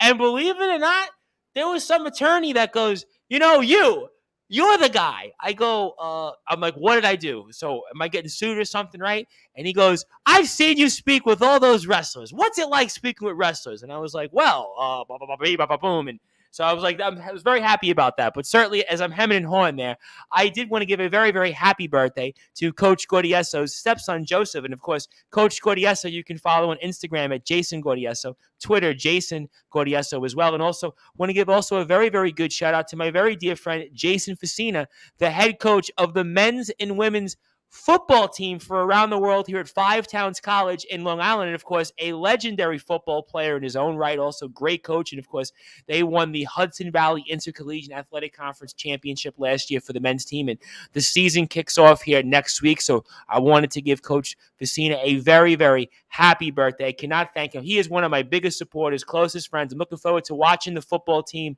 later this year and a lot of games ahead. So make sure you follow the Five Towns Sound, 5towns_sound on Instagram, FTC Men's Soccer for those in America on Instagram as well. Also the women's team as well. Follow FTC Women's Soccer. So thank you, Coach Facina, for all that you've done for me in the past and coming on as well. And if you like what you hear from Coach Facina, please also give him a follow on Instagram at Coach Facina. That is Coach Facina. He'll probably kill me for giving him the happy birthday wish, but I did promise that I would give him a happy birthday. And I try. I mean, I can't make everybody happy, but certainly we try our best here. But talk to me before we get to a few other closing thoughts on some other stories that you find interesting in the LW. Because I got the whole story with Gunn. I'm going to get into Gunn, and I'm going to get into Getski, obviously. We've got your story. Anything else of note that you found interesting watching the show this past weekend? Well, I mean, there was a lot of interesting things. First off, the fact you went into a Parliament building and they discussed that Reynaldo shirt, they probably thought that you were just listening to hip hop. Secondly, I'm not surprised that Mr. B was probably on a list of like most wanted suspects there. Oh, I definitely look like a most wanted suspect. There's no question about it. Oh, Mr. B will be on there. He'll be on there. You know, I believe over in the US, the FBI had to sequester a document from a former leader of yours. That's probably Mr. B's personal effects. But we shall talk about Mr. B and the Los Lancadores. Because one of the most interesting sort of matchups and one of the most intriguing ones was this Franzardo versus Jack Barron. Which is I was waiting for you to mention that. I was competitive, very interesting match. Very different to see Franzardo out on his own. Without the Lankadors there, new mask, new outlook, very competitive matchup. Jack Barron was successful. Now, Mr. B came out to try and do his usual shenanigans and guffaw like he does and embarrass Jack Barron, but ultimately it was Barron that left both of them laying there. Mr. B had a few tricks up his sleeve like he always does. He had another mask when Jack Barron tried to take off the initial one, but ultimately it was Jack Barron that stood proud, victorious, and left them laying there. When it comes to other situations that came out of last week's show, match we talked about last week that was going to be a sleeper match, and it certainly did disappoint. Lachlan Sharp, Rob Drake, last man standing. What a match, Tom. Such a brutal match, and if anything, almost the crowd were almost lured into a false sense of security as Lachlan Sharp, being the outgoing, confident man that he is, came out to Kylie Minogue, and the crowd were clapping and cheering, feeling that groove. It was a hot summer's night, but then seeing him take blow after blow after blow with the kendo stick by Rob Drake, the chair shots, just the brutal assault. It was a very, very different perspective. Ultimately, Lachlan Sharp uses ingenuity, uses wits to be able to ensure that Rob Drake was restrained. He was stuck between a chair that Lachlan Sharp sat on after grueling matchup. Incredible Alpamare water slide powerbomb onto the chair, pinning him down with the chair. Rob Drake was trapped. He was down for the 10 count. Lachlan Sharp using his wits alongside his skills, his strength, his resilience. If there is one man that has the greatest poker face in professional wrestling, it's Lachlan Sharp. It's very difficult to tell how far you're wearing him down or what's working, what's not. You have to adjust your strategy on the fly. And he proves to be another successful win in the win column. Combine that with everything that he's doing at Future Shot Wrestling, Lachlan Sharp is certainly somebody that you need to have a look at. And Rob Drake is by no means a slouch either. So it was a very, very good, heated contest over in the Buckshaw Community Village Centre there. We had a lot of other different things that came up. We had Helena Razor and teaming up with Clash against, it was Katie Hawkins and Gorgon at the worst. Again, Katie Hawkins managed to get one over on Helena, so who knows what that might lead to coming into the future. But then we also had the announcement leading into Honor and Glory. And you've seen it on the poster. You go on the LWF website, on the LWF Facebook, alongside hashtag Make Crossfire Happen, hashtag Make Stephen Cross Smile, hashtag Boo Steve Bibby, hashtag Boo Michael Fitzgerald, hashtag Make Crossfire Champs. There is that poster. Lana Austin versus Jenny B. LWF Women's Championship.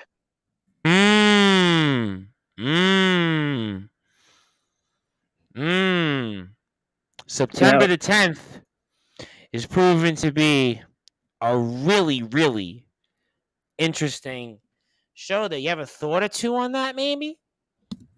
I certainly do. I mean, ultimately, Lana Austin is a little bit like British wrestling royalty these days. Very well traveled, very well competed against a lot of people. Usually, if you see if there's a list of female British wrestlers appearing on a show, Lana Austin's probably going to be on there, and rightfully so. Jenny B has managed to utilize other people to her advantage at times. I know she made the most out of teaming with Aurora Tevez this past week. And ultimately, if Jenny, I believe if the stipulation is if Jenny gets disqualified, she'll still lose the title. Correct me if I'm wrong. I need to check that with whatever those LWF Puppet Masters do proclaim. Interesting. LWF Puppet Masters. Who they might be these days? Well, this is it. And, it's very hard to find the man behind the curtain, isn't it? Unless you're Nathan Gunn, who just demands a championship match. Well, I'm going to ask him. I'm going to ask him in a few minutes for sure. I'm going to ask him on that. This is it. And some of those guys, they get the matches that they want. Those easy matches, they don't get to come through me. They don't get to come through Cross. There's no number one contendership matches. They just get to cycle around and get what they want. But that's going to be a very interesting match. That is definitely Jenny B's toughest title contention.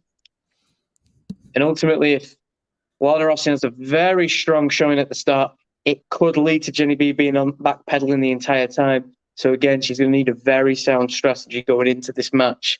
The one advantage of that is due to the exposure that Lana Austin has, there's more footage. You can look, you can go on YouTube, you can go on social media, you can go on Instagram, you can find Lana Austin, you can find footage of her competing, you can scout. Again, one of the disadvantages, wonderful as this is in this modern day and age, is that you can scout opponents so much more easy and set a really good game plan if you just have the foresight to do it.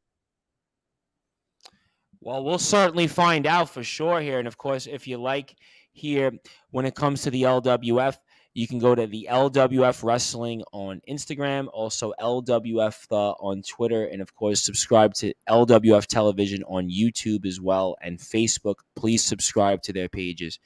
And we are here with pro wrestling star Wildfire Nate Reese. And I got to ask you then, before we get to closing thoughts here, anything else you might want to share about Mr. Cross and yourself? I mean, we do have a show coming up. I know next week we'll spend a lot more coverage on Friday with you here. And anything else of note that we should be keeping an eye on with you and Mr. Cross, maybe? I'm kind of waiting for Mr. Cross to respond here. Well, like you said, in less than 2 weeks' time, Honor and Glory, or just over 2 weeks' time, I should say.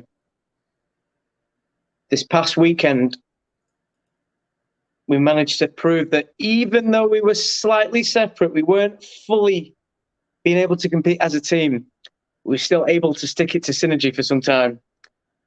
Now, don't get me wrong, I had to take a couple for the team, as they say. Anderson Daniels pressed me over the top rope onto Stephen Cross. I wasn't even a competitor in that match. What an unfair mockery of justice that was. No surprise there. Oh, no, come on. Ridiculous. Bullying shenanigans. However, it did go to show that even with an additional partner, Cross and Evans haven't teamed before, but myself and Cross have. Even for moments, you can see for those fleeting moments, there's something there. And even though Cross can act like he resents me and berates me and despises me when I come out with a T-shirt on with my best friend, I was just letting everybody know how united we are these days. We get results. This is going to work. And we both have motivation. We both have an idea of what we both want. And that is to stick it to every single person in that building. We don't care about making friends with anybody. We don't care about getting along. We care about being successful. It's not even about money or wins in that sense. It's about proving everybody wrong. Everybody that overlooked, everybody that wanted to make a mockery of us, put us in difficult situations, treat us as the scapegoat or the joke. Now it's our time. People have seen a modicum of the chemistry that we have, of how we can work in the ring.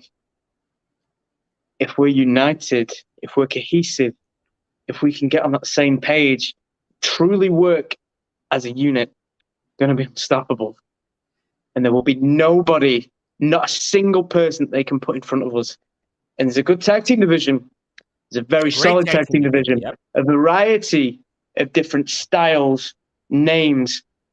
We've had people like, obviously, the champion Synergy. You've had the Wrecking Crew. You've got the Mercenary Squad. The models have been Joey Hayes and Danny Hope's a tremendous tag team who are iconic within the Northwest scene of British wrestling. Shining Wizard, the worst. Los Lancadors. Very different wrestlers, very different styles. But there is no team driven or as resentful as myself and Mr. Cross are. So sometimes you just need a little asset. I just need a little fire.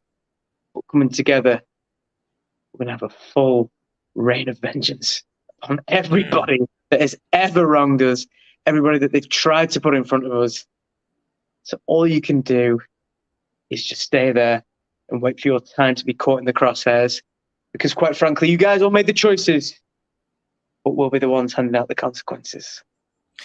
I'll tell you what, ladies and gentlemen here, I think we've got a lot to speak about when it comes to Wildfire Nate Reese and the asset Stephen Cross. Things are heating up. Honor and Glory is just about 2 short weeks away from now, and we can't wait for all that. So I've got the scenario Nathan Gunn waiting in the wings here, so I want to give you the floor. I want to give you some closing thoughts and anything else you want to plug, share, or say, and the floor is yours, my friend. Thanks very much, Tom. As always, it's very much appreciated to come on and discuss everything LWF, everything wrestling, each and every Friday like we can. Ultimately, we want to make sure that we get to share the notion of teamwork, prosperity, as we're going to become one of the greatest tag teams to follow. So make sure you get in on the ground floor. Make sure you follow me at Nate_Reese. That's RESE_wrestling on Instagram. Make sure you look at Sparky316 for the asset Stephen Cross. Make sure you message him continually talking about how much you can't wait to see him be a team, how much I'm going to be an exceptional tag team partner, how much you appreciate my tag team strategy and notions. He will get back to you on every single message. I have no doubt about that whatsoever. We've also got a lot to discuss coming up in wrestling. There's been an awful lot of shockwaves within the industry anyway. Also next weekend, we've got arguably the biggest live event in British wrestling in quite some time. I would say, I want to say decades. 10 plus years. Oh, I mean, it was, yeah, I would say, I'm not going to say 92 because there's been a lot of wrestling shows in the UK that WWE had, but it's at least over a decade. It's about at least over a decade. It's a full-on stadium show. Who thought that this time last year that we'd be allowed to have stadium shows, let alone one in the UK? Oh, please don't even mention the COVID and going through that. Not going there. Please. No, not going there, but just the fact that fans have been clamoring for this for a long time.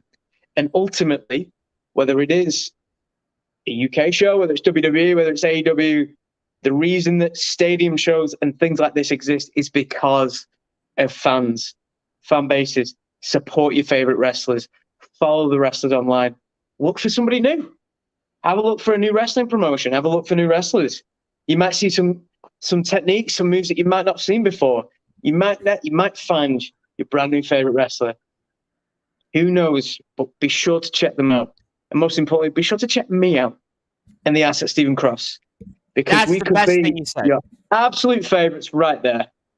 But do keep following wrestling. Do keep supporting wrestling. Make sure you're doing it for the right reasons. Enjoy wrestling. I think sometimes people don't see that.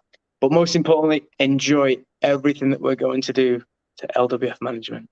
I can't wait. That cannot wait. I can't wait. I know people can't wait to hear more about this next week and the following week because the LWF is certainly going to get another thing coming when Crossfire comes your way. I don't care if you're Synergy, the Wrecking Crew, Blazing Guns, Shining Wizard, you name them, the Los Lancadors. The tag team division itself is as good as anybody's out there, but I just think Crossfire are going to do things that we don't know yet. And also, congratulations to you on a personal level. I saw, obviously, the whole thing there with your godson and everything else. That was a nice thing to see. So congratulations on that as well. So certainly all great stuff. And I can't wait for next Friday. I'm pumped up already, my friend. We've got a lot to talk about here for sure in the LWF. And thank you for all that you do for us. And we'll speak with you next week.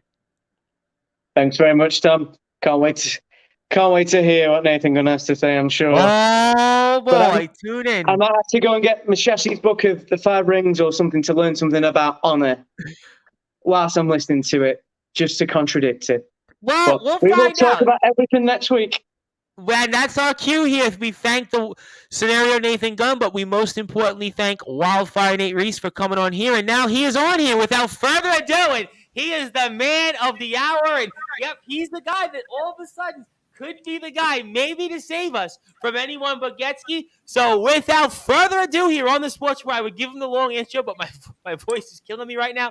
And that is none other here than the #1 contender to the LWF World Championship. He is on the hottest run right now in all of professional wrestling.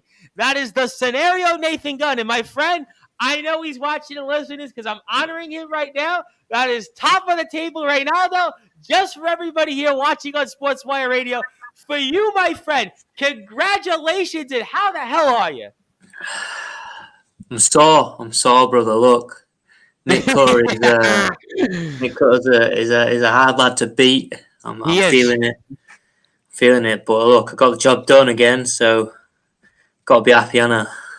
Can't be any more happier than you are, because right now you are rolling on here with several consecutive singles victories and tag team matches. There is nobody right now, I think, in this business right now that is more worthy of being a number one contender to you. And obviously, I mean, you've got to talk about what this means to you. We spoke about this a couple different times on Sportswire Radio, and the potential of you being in line to challenge Reynaldo or Getski. But now it's happened. You are the number one contender to the LWF World Championship. One more win, just one more win, and you're going to be here with the gold. So you've got to talk for those listening here on Sportswire Radio what it means to you right now to be the number one contender to the LWF World Championship. Well, it's a little surreal. I've never been the number one contender for the big one, as it were. But look, I mean, I think I've earned it. I think you have. I think you definitely have. You said it, one more win. One more. David That's it. Getski Just before. one more. Just one Beaten more. him before. One more win. I've beaten him before. So, look, it's tough. I don't discount Dave. A little bit of me, I've got big love for Ray, much like you. Yeah. A little bit of me wanted to just, see what had happened there. But I suppose it's fitting. It's fitting that it's Davey Getski, isn't it? It's fitting that when I'm number one contender. It's been the biggest rivalry here in this company. You think about the rivalry here since we've returned. It's kind of you and him have been intertwined. I mean, different ways you guys have gone about things, but the paths cross once again, literally, and here we are. It's the rubber match pretty much here over the last year between you guys. It's the rubber. It's literally the rubber match.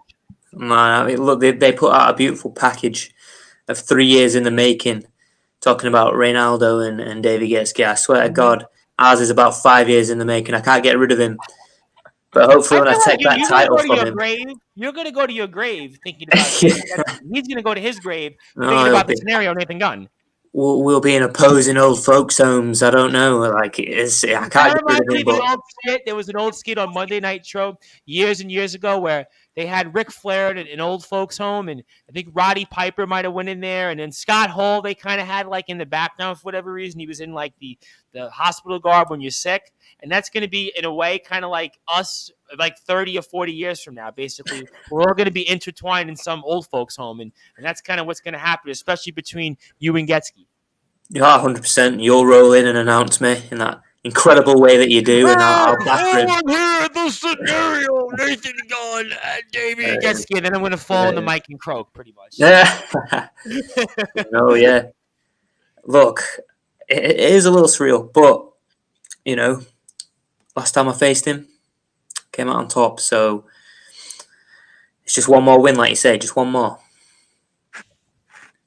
One more, and I mean, have you thought about this? I mean, I know that we spoke about this a couple of times, and we spoke about kind of the game plan and the lead up to Cutter, but now you're here. I mean, what has the last few days been like for you since you've now become the number one contender? Walk me through. Has life been different? Has your feelings? Have you been more nervous? I mean, walk me through the feelings right now for you. Well, like I said, on a physical level, I'm sore.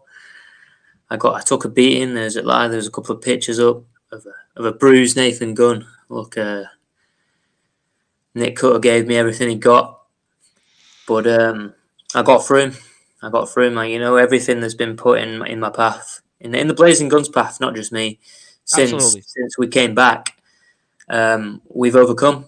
I mean, not just obviously number one contender for the LWF Championship on a personal level is great for me, but I mean we can't be far off tag team number one contendership as well.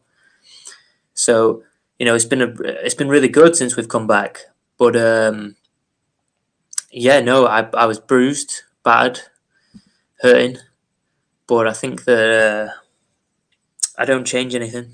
Not the run we're on. So no, I don't think I change anything. I think I'm gonna have to have Conrad Blaze there cheering me on. I'm gonna have to have that because he's he's been there for every singles win. I think he's a lucky charm or something at this point. Well, I got to ask you about that because I don't know if you've heard the comments from Wildfire Nate Reese, and he spoke about the fact that the numbers game, though, is advantage Wrecking Crew because they've got Stone, they've got Cutter, who you were in the ring with, and on top of that, you got the champion Getski. I mean, you only have Conrad. I mean, so the numbers game is still with the Wrecking Crew, and Nate Reese made that point clear. I mean, are you concerned? Again, now I'm going to ask you again. I'm going to keep asking you this.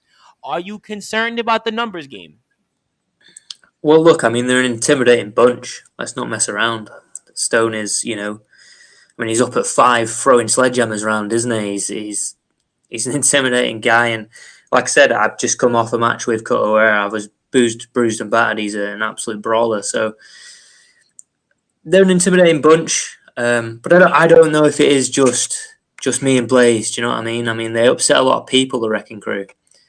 So, I mean, just look at what they did to Ray. I mean, they upset a lot of people. They don't make friends. So I don't know if it is just me and Blaze. Blaze he's there as insurance.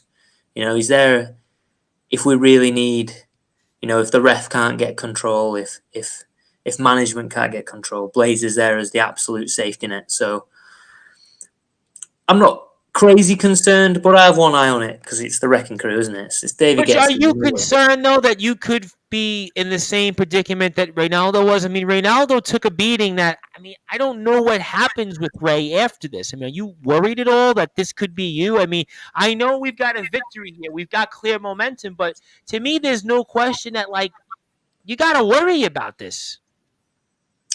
Well, like I said, I don't know about worry. Is it? To me, it's one eye. It's one eye on it. That's look. You need 2. You're talking 1. You need 2.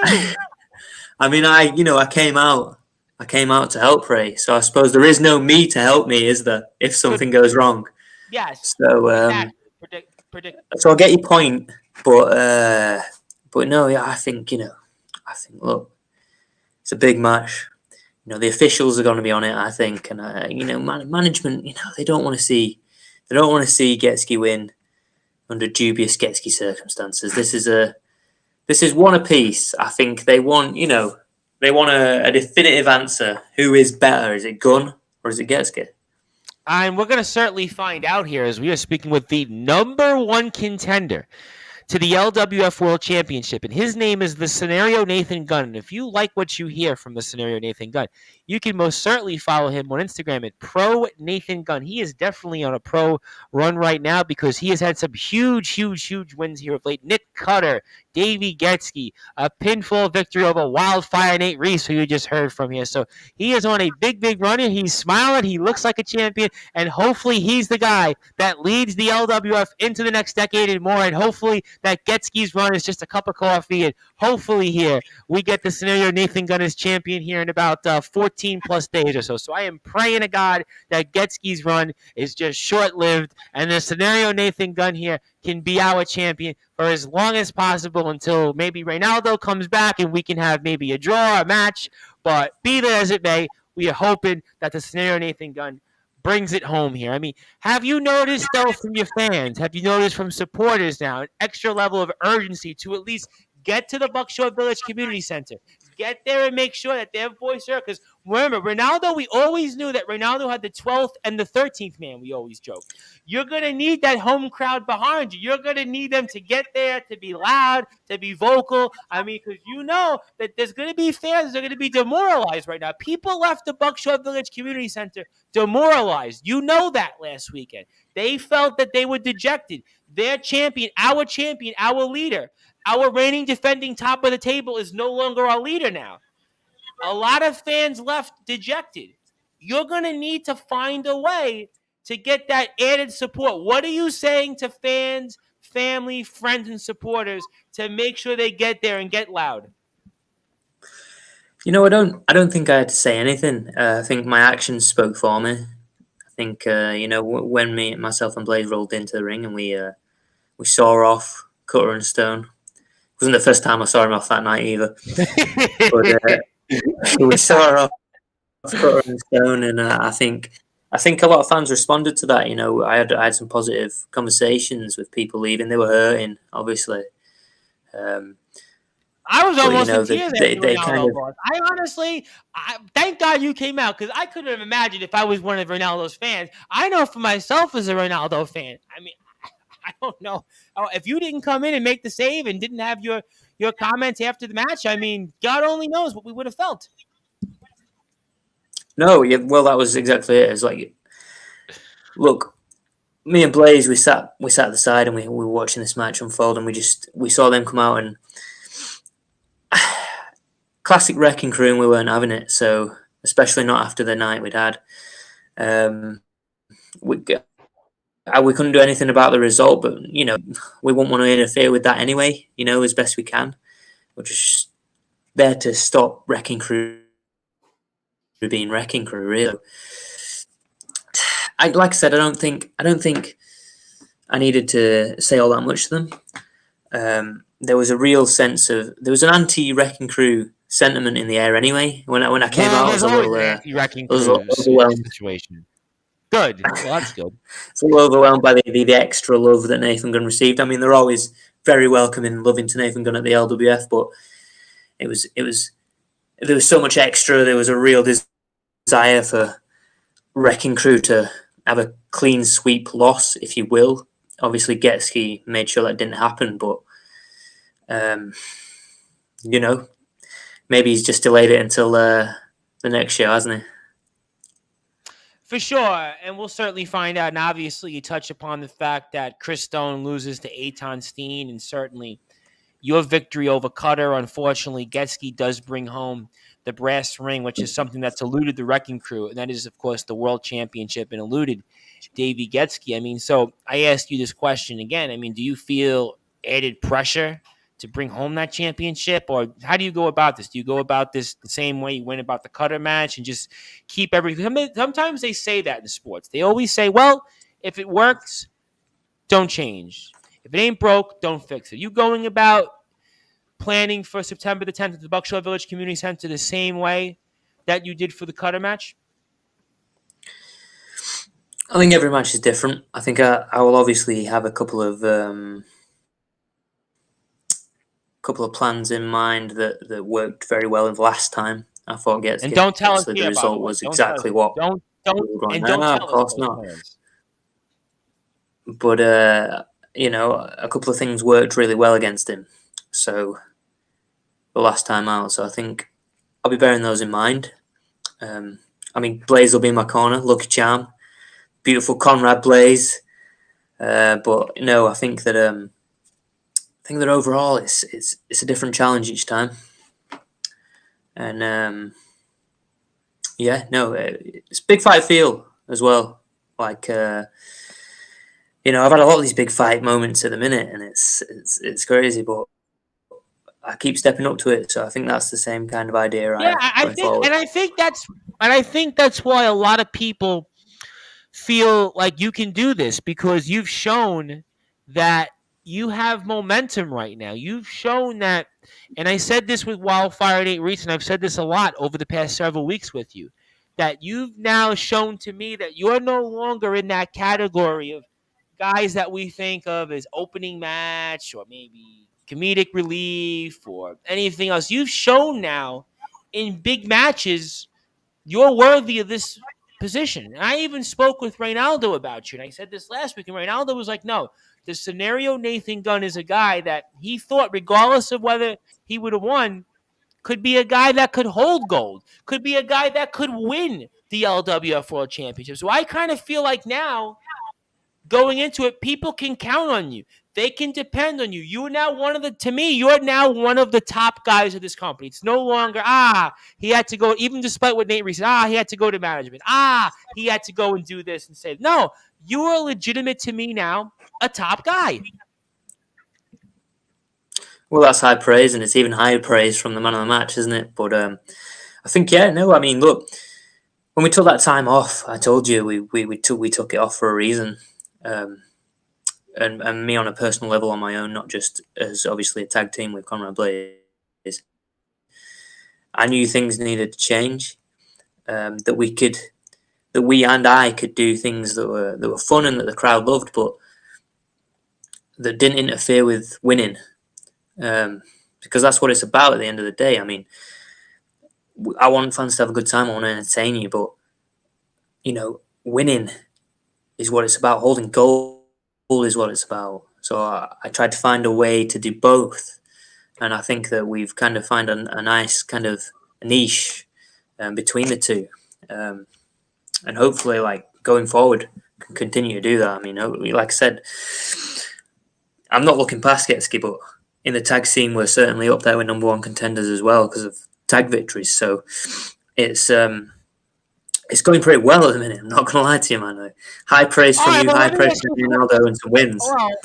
For sure, no question about that. But let me ask you a question then, because you do bring up the tag team situation. Obviously, we still have a tag team championship that you guys obviously have set sights on. I mean, would you like to be a double champion? I mean, it doesn't happen too often in wrestling, a double champion. I mean, you could be a tag team champion and a world champion simultaneously. Is that something that is in reach, you think?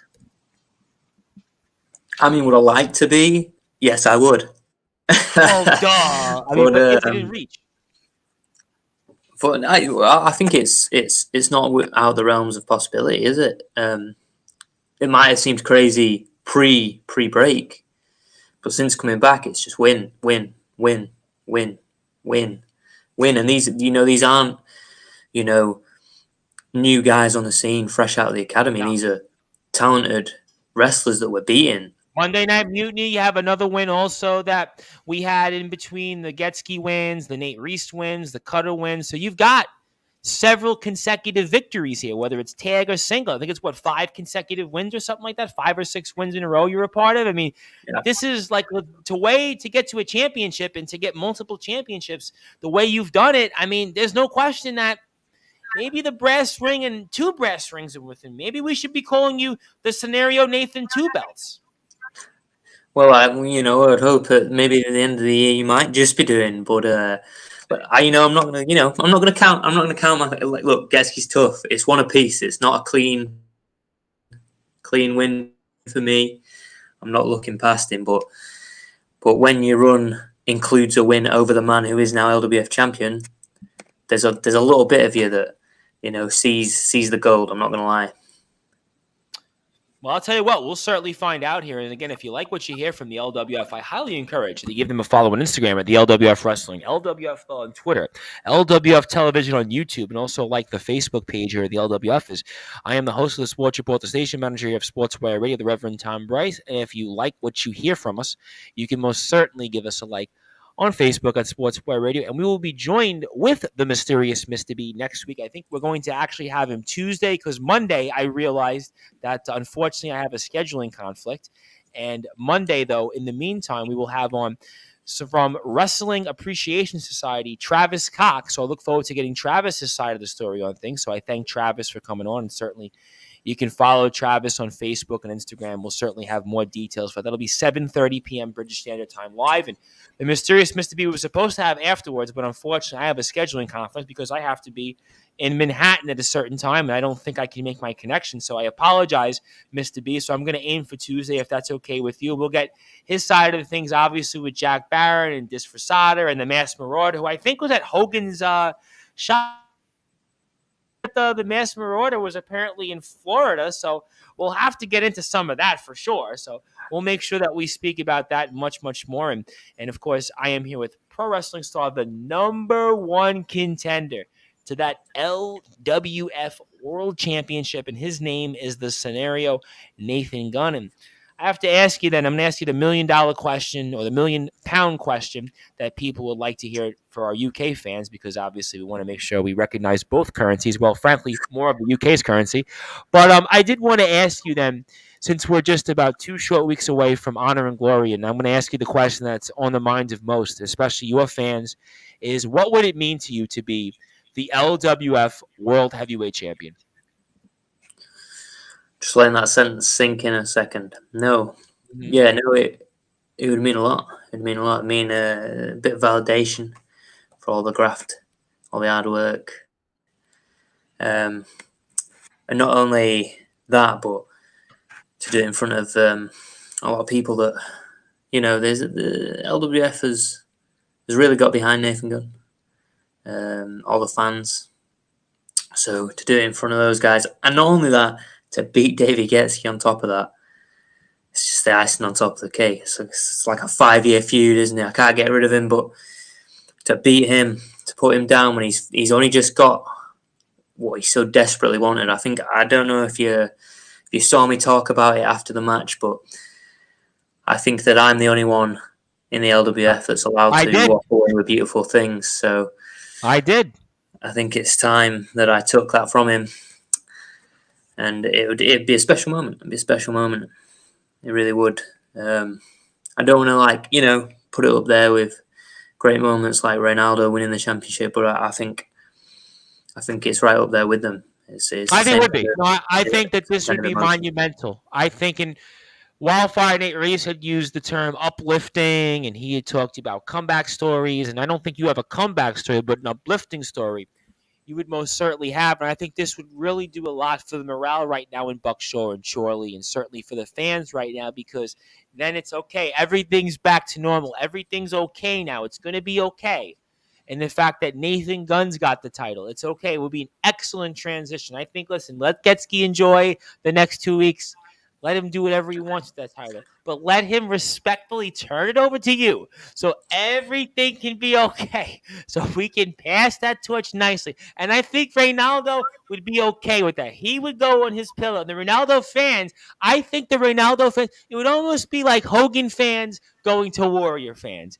It would be like Austin fans going to Rock fans. They would be very, very, I think, okay and happy with the fact that the scenario Nathan Gunn would be our reigning defending LWF World Champion. I think we're all praying for that. We're all praying September the 10th that the top of the table becomes the scenario Nathan Gunn. I think we'd be A-okay with that. So certainly we're keeping our fingers crossed. And I got to ask you that, I don't know if we'll have you back on before September the 10th. Maybe we would. I would even throw it out there and say, let's have you and Mr. Getski on at the same time. If Mr. Getski's man enough, maybe if he wants to hear this. Surprised he's not here tonight, to be fair. He normally pops in. Right? Because he's probably a champion. He's now Hollywood now. He's London now. Oh, right. He's like, that's why. Because he's now big. He's too big for his britches, maybe. But I tell you what, September the 9th, if he's not doing anything and he wants to go around with the championship and he wants to speak and get a face-off with you, I'm happy to do it. I'm happy to have him on. Whatever he may want. I'm happy to do it, brother. You know me. I love being on the show. I know. And I love having you on. And we've had Getski on several times. And I think certainly for sure, I think that would be a good way to promote the show and certainly promote the event itself. And we'll say September the 9th. But in the meantime, let's say maybe or maybe not that Mr. Getski comes on. What would you like to say to him in the meantime? What can I say to Davey Getski that I haven't said a million other times, on this show as well? I think I'd say don't get too comfy with that title. What you did to Ray was unnecessary.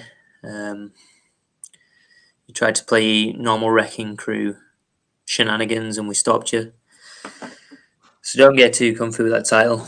Ray may not be able to come back and challenge you to any sort of rematch, but I'm the number one contender, so I'll be there for him. And for myself, of course. This has been maybe even longer in the making. It's Gungetski 3, and it's one apiece. And I think it's time we found out once and for all who is better. Is it Gunn or is it Getski? That's what I'd say to him.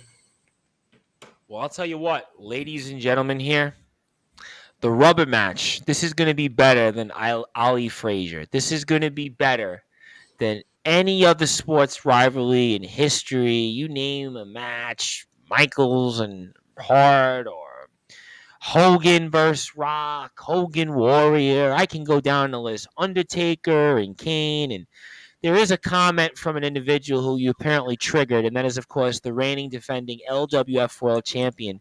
His name is Davey Getski. I said his name and it's summoned him. Well, I got something I'm going to say then before I let everybody run then.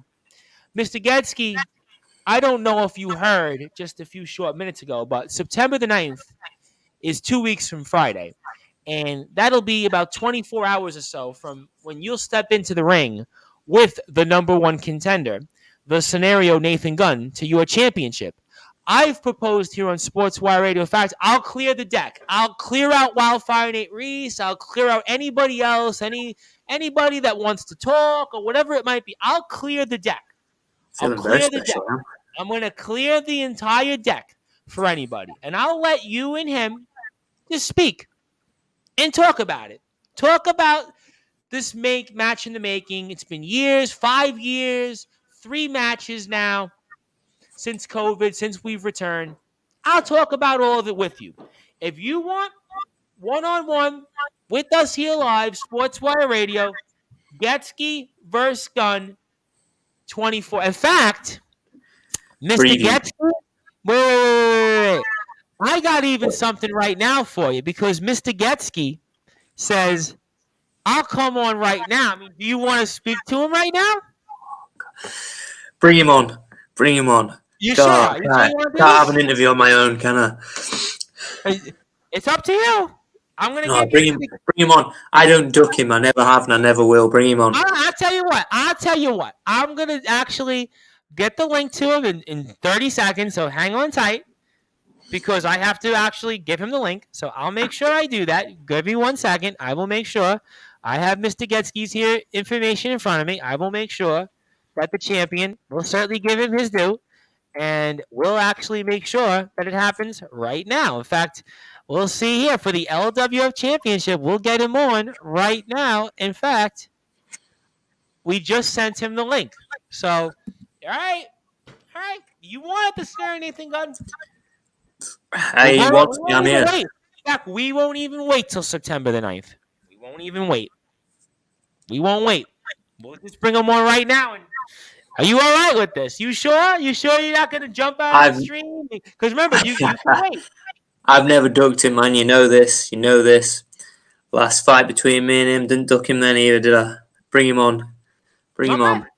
Okay, all right. Well, I'll tell you what. We're going to wait here. We're going to wait patiently for Mr. Getsky, our reigning defending LWF World Champion, the World Heavyweight Champion of the world here at the LWF. He's got the premier championship around here in all of pro wrestling, and he wants a piece of the scenario Nathan Gunn. So, I mean, we'll certainly find out. I mean, this is going to be an eventful next few minutes here for sure. And obviously, I know that Mr. Getsky's going to have a lot to say, and for sure, I mean, we're going to find out. So we're just waiting patiently for Mr. Getsky and his arrival here, the LWF World Champion, his first, I guess you could say, interview, first few words here since he's won that championship. He has certainly been a very, very important man, a man of high demand, but we are waiting patiently for his arrival here on Sportswire Radio. So we will certainly hang tight. In the meantime, if you like what you hear from the LWF, I highly encourage you follow the LWF on Instagram at the LWF Wrestling, Twitter, LWF Facebook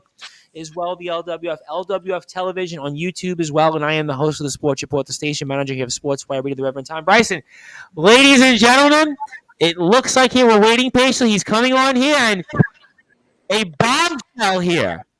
Without further ado, we get the first words here from the reigning defending LWF champion, the man of the hour, the man of the professional wrestling world, and that is Mr. David Getsky. And Mr. Getsky, congratulations on winning the LWF World Championship, and it's nice to have you here for a few minutes.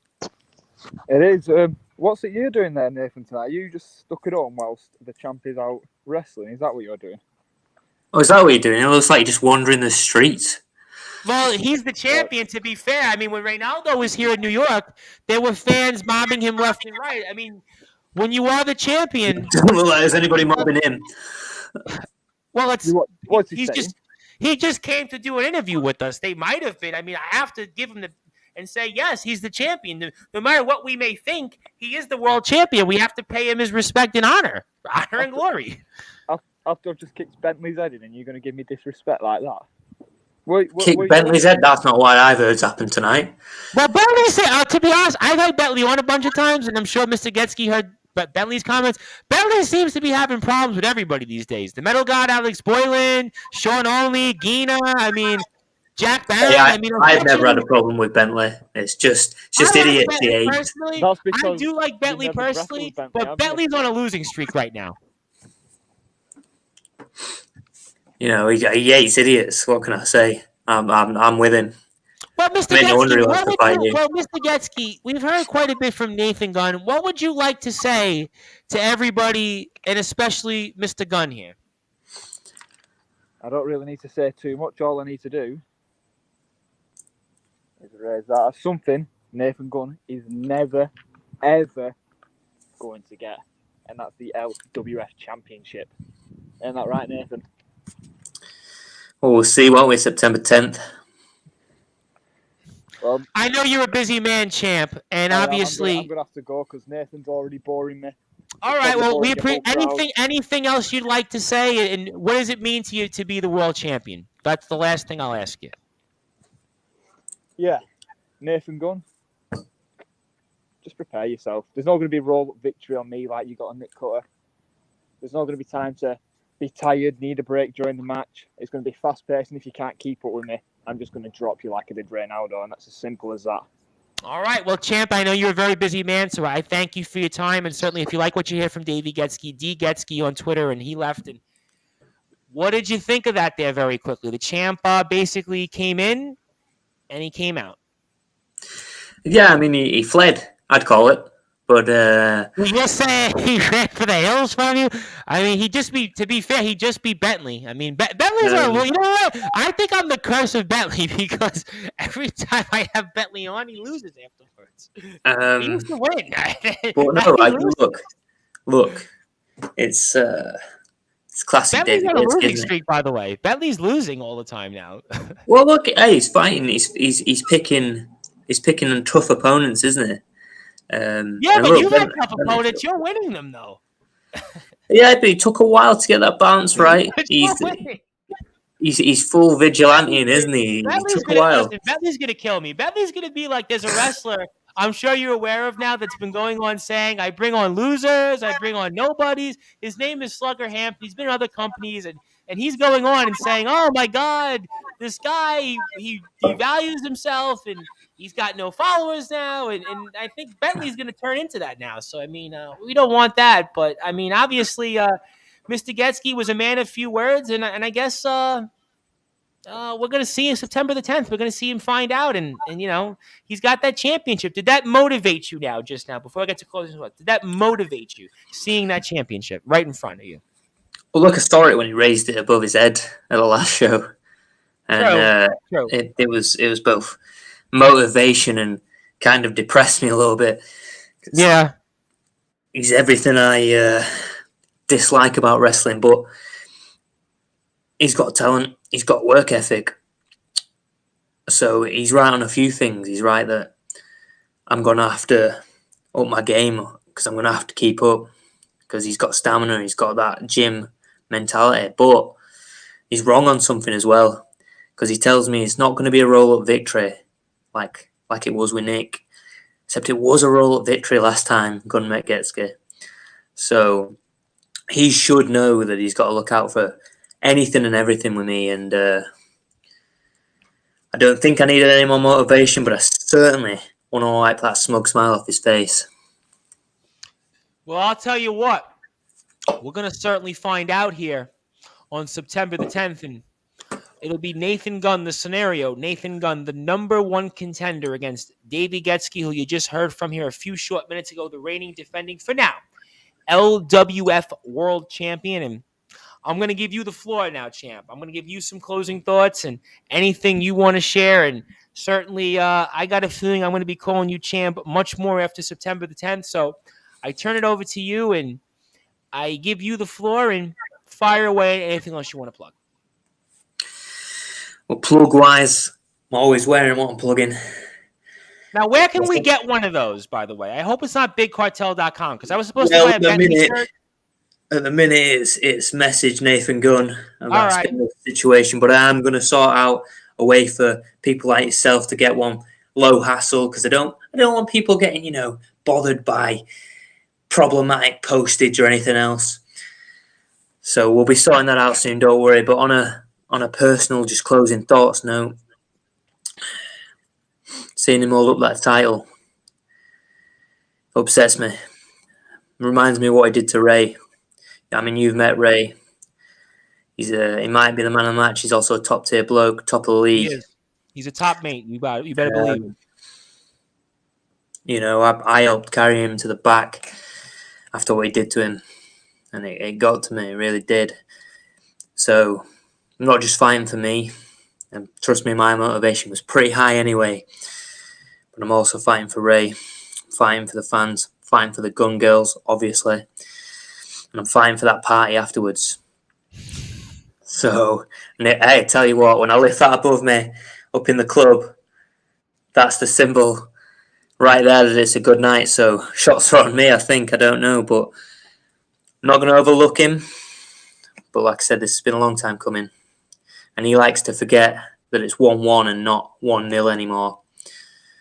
He likes to forget it. He's trying to forget it right there when we were talking to him. He loves to forget it. But the facts are the facts, and it is one apiece, no matter how many other people he beats, no matter how many talented they are. And hey, Bentley might be on a losing streak, but he's a talented guy. Love Bentley, but unfortunately he's on a losing streak.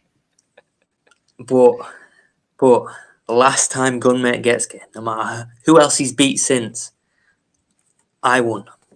The scenario won. I'm telling you right now, like I told everyone in that promo, only I walk out of the LWF with beautiful things. Well, I can't wait. I cannot wait. And you can follow the Scenario Nathan Gunn on Instagram at Pro Nathan Gunn, the LWF on the LWF Wrestling on Instagram. And we will certainly find out. We will resume next week with more LWF coverage. Next Friday with Wildfire Nate Reese, and the mysterious Mr. B will be on hopefully Tuesday. So certainly we look forward to that. And of course, Monday we will have on Travis Cox as well. So a lot more coverage is ahead here on Sportswire Radio. I want to thank everybody for tuning in tonight, and I am the host of the Sports Report, the station manager of Sportswire Radio, the Reverend Tom Bryce, and I want to thank ALP from Knockout Wrestling, the interim general manager, and I want to thank your colleague in the LWF, Wildfire Nate Reese, who certainly had a lot to vent, as always, as he usually does, and of course yourself for coming on. We will be back here for sure at 9:30 p.m. Eastern Time here in New York. Thank you, everybody. I am the host of the Sports Report, the station manager of Sportswire Radio, the Reverend Tom Bryce.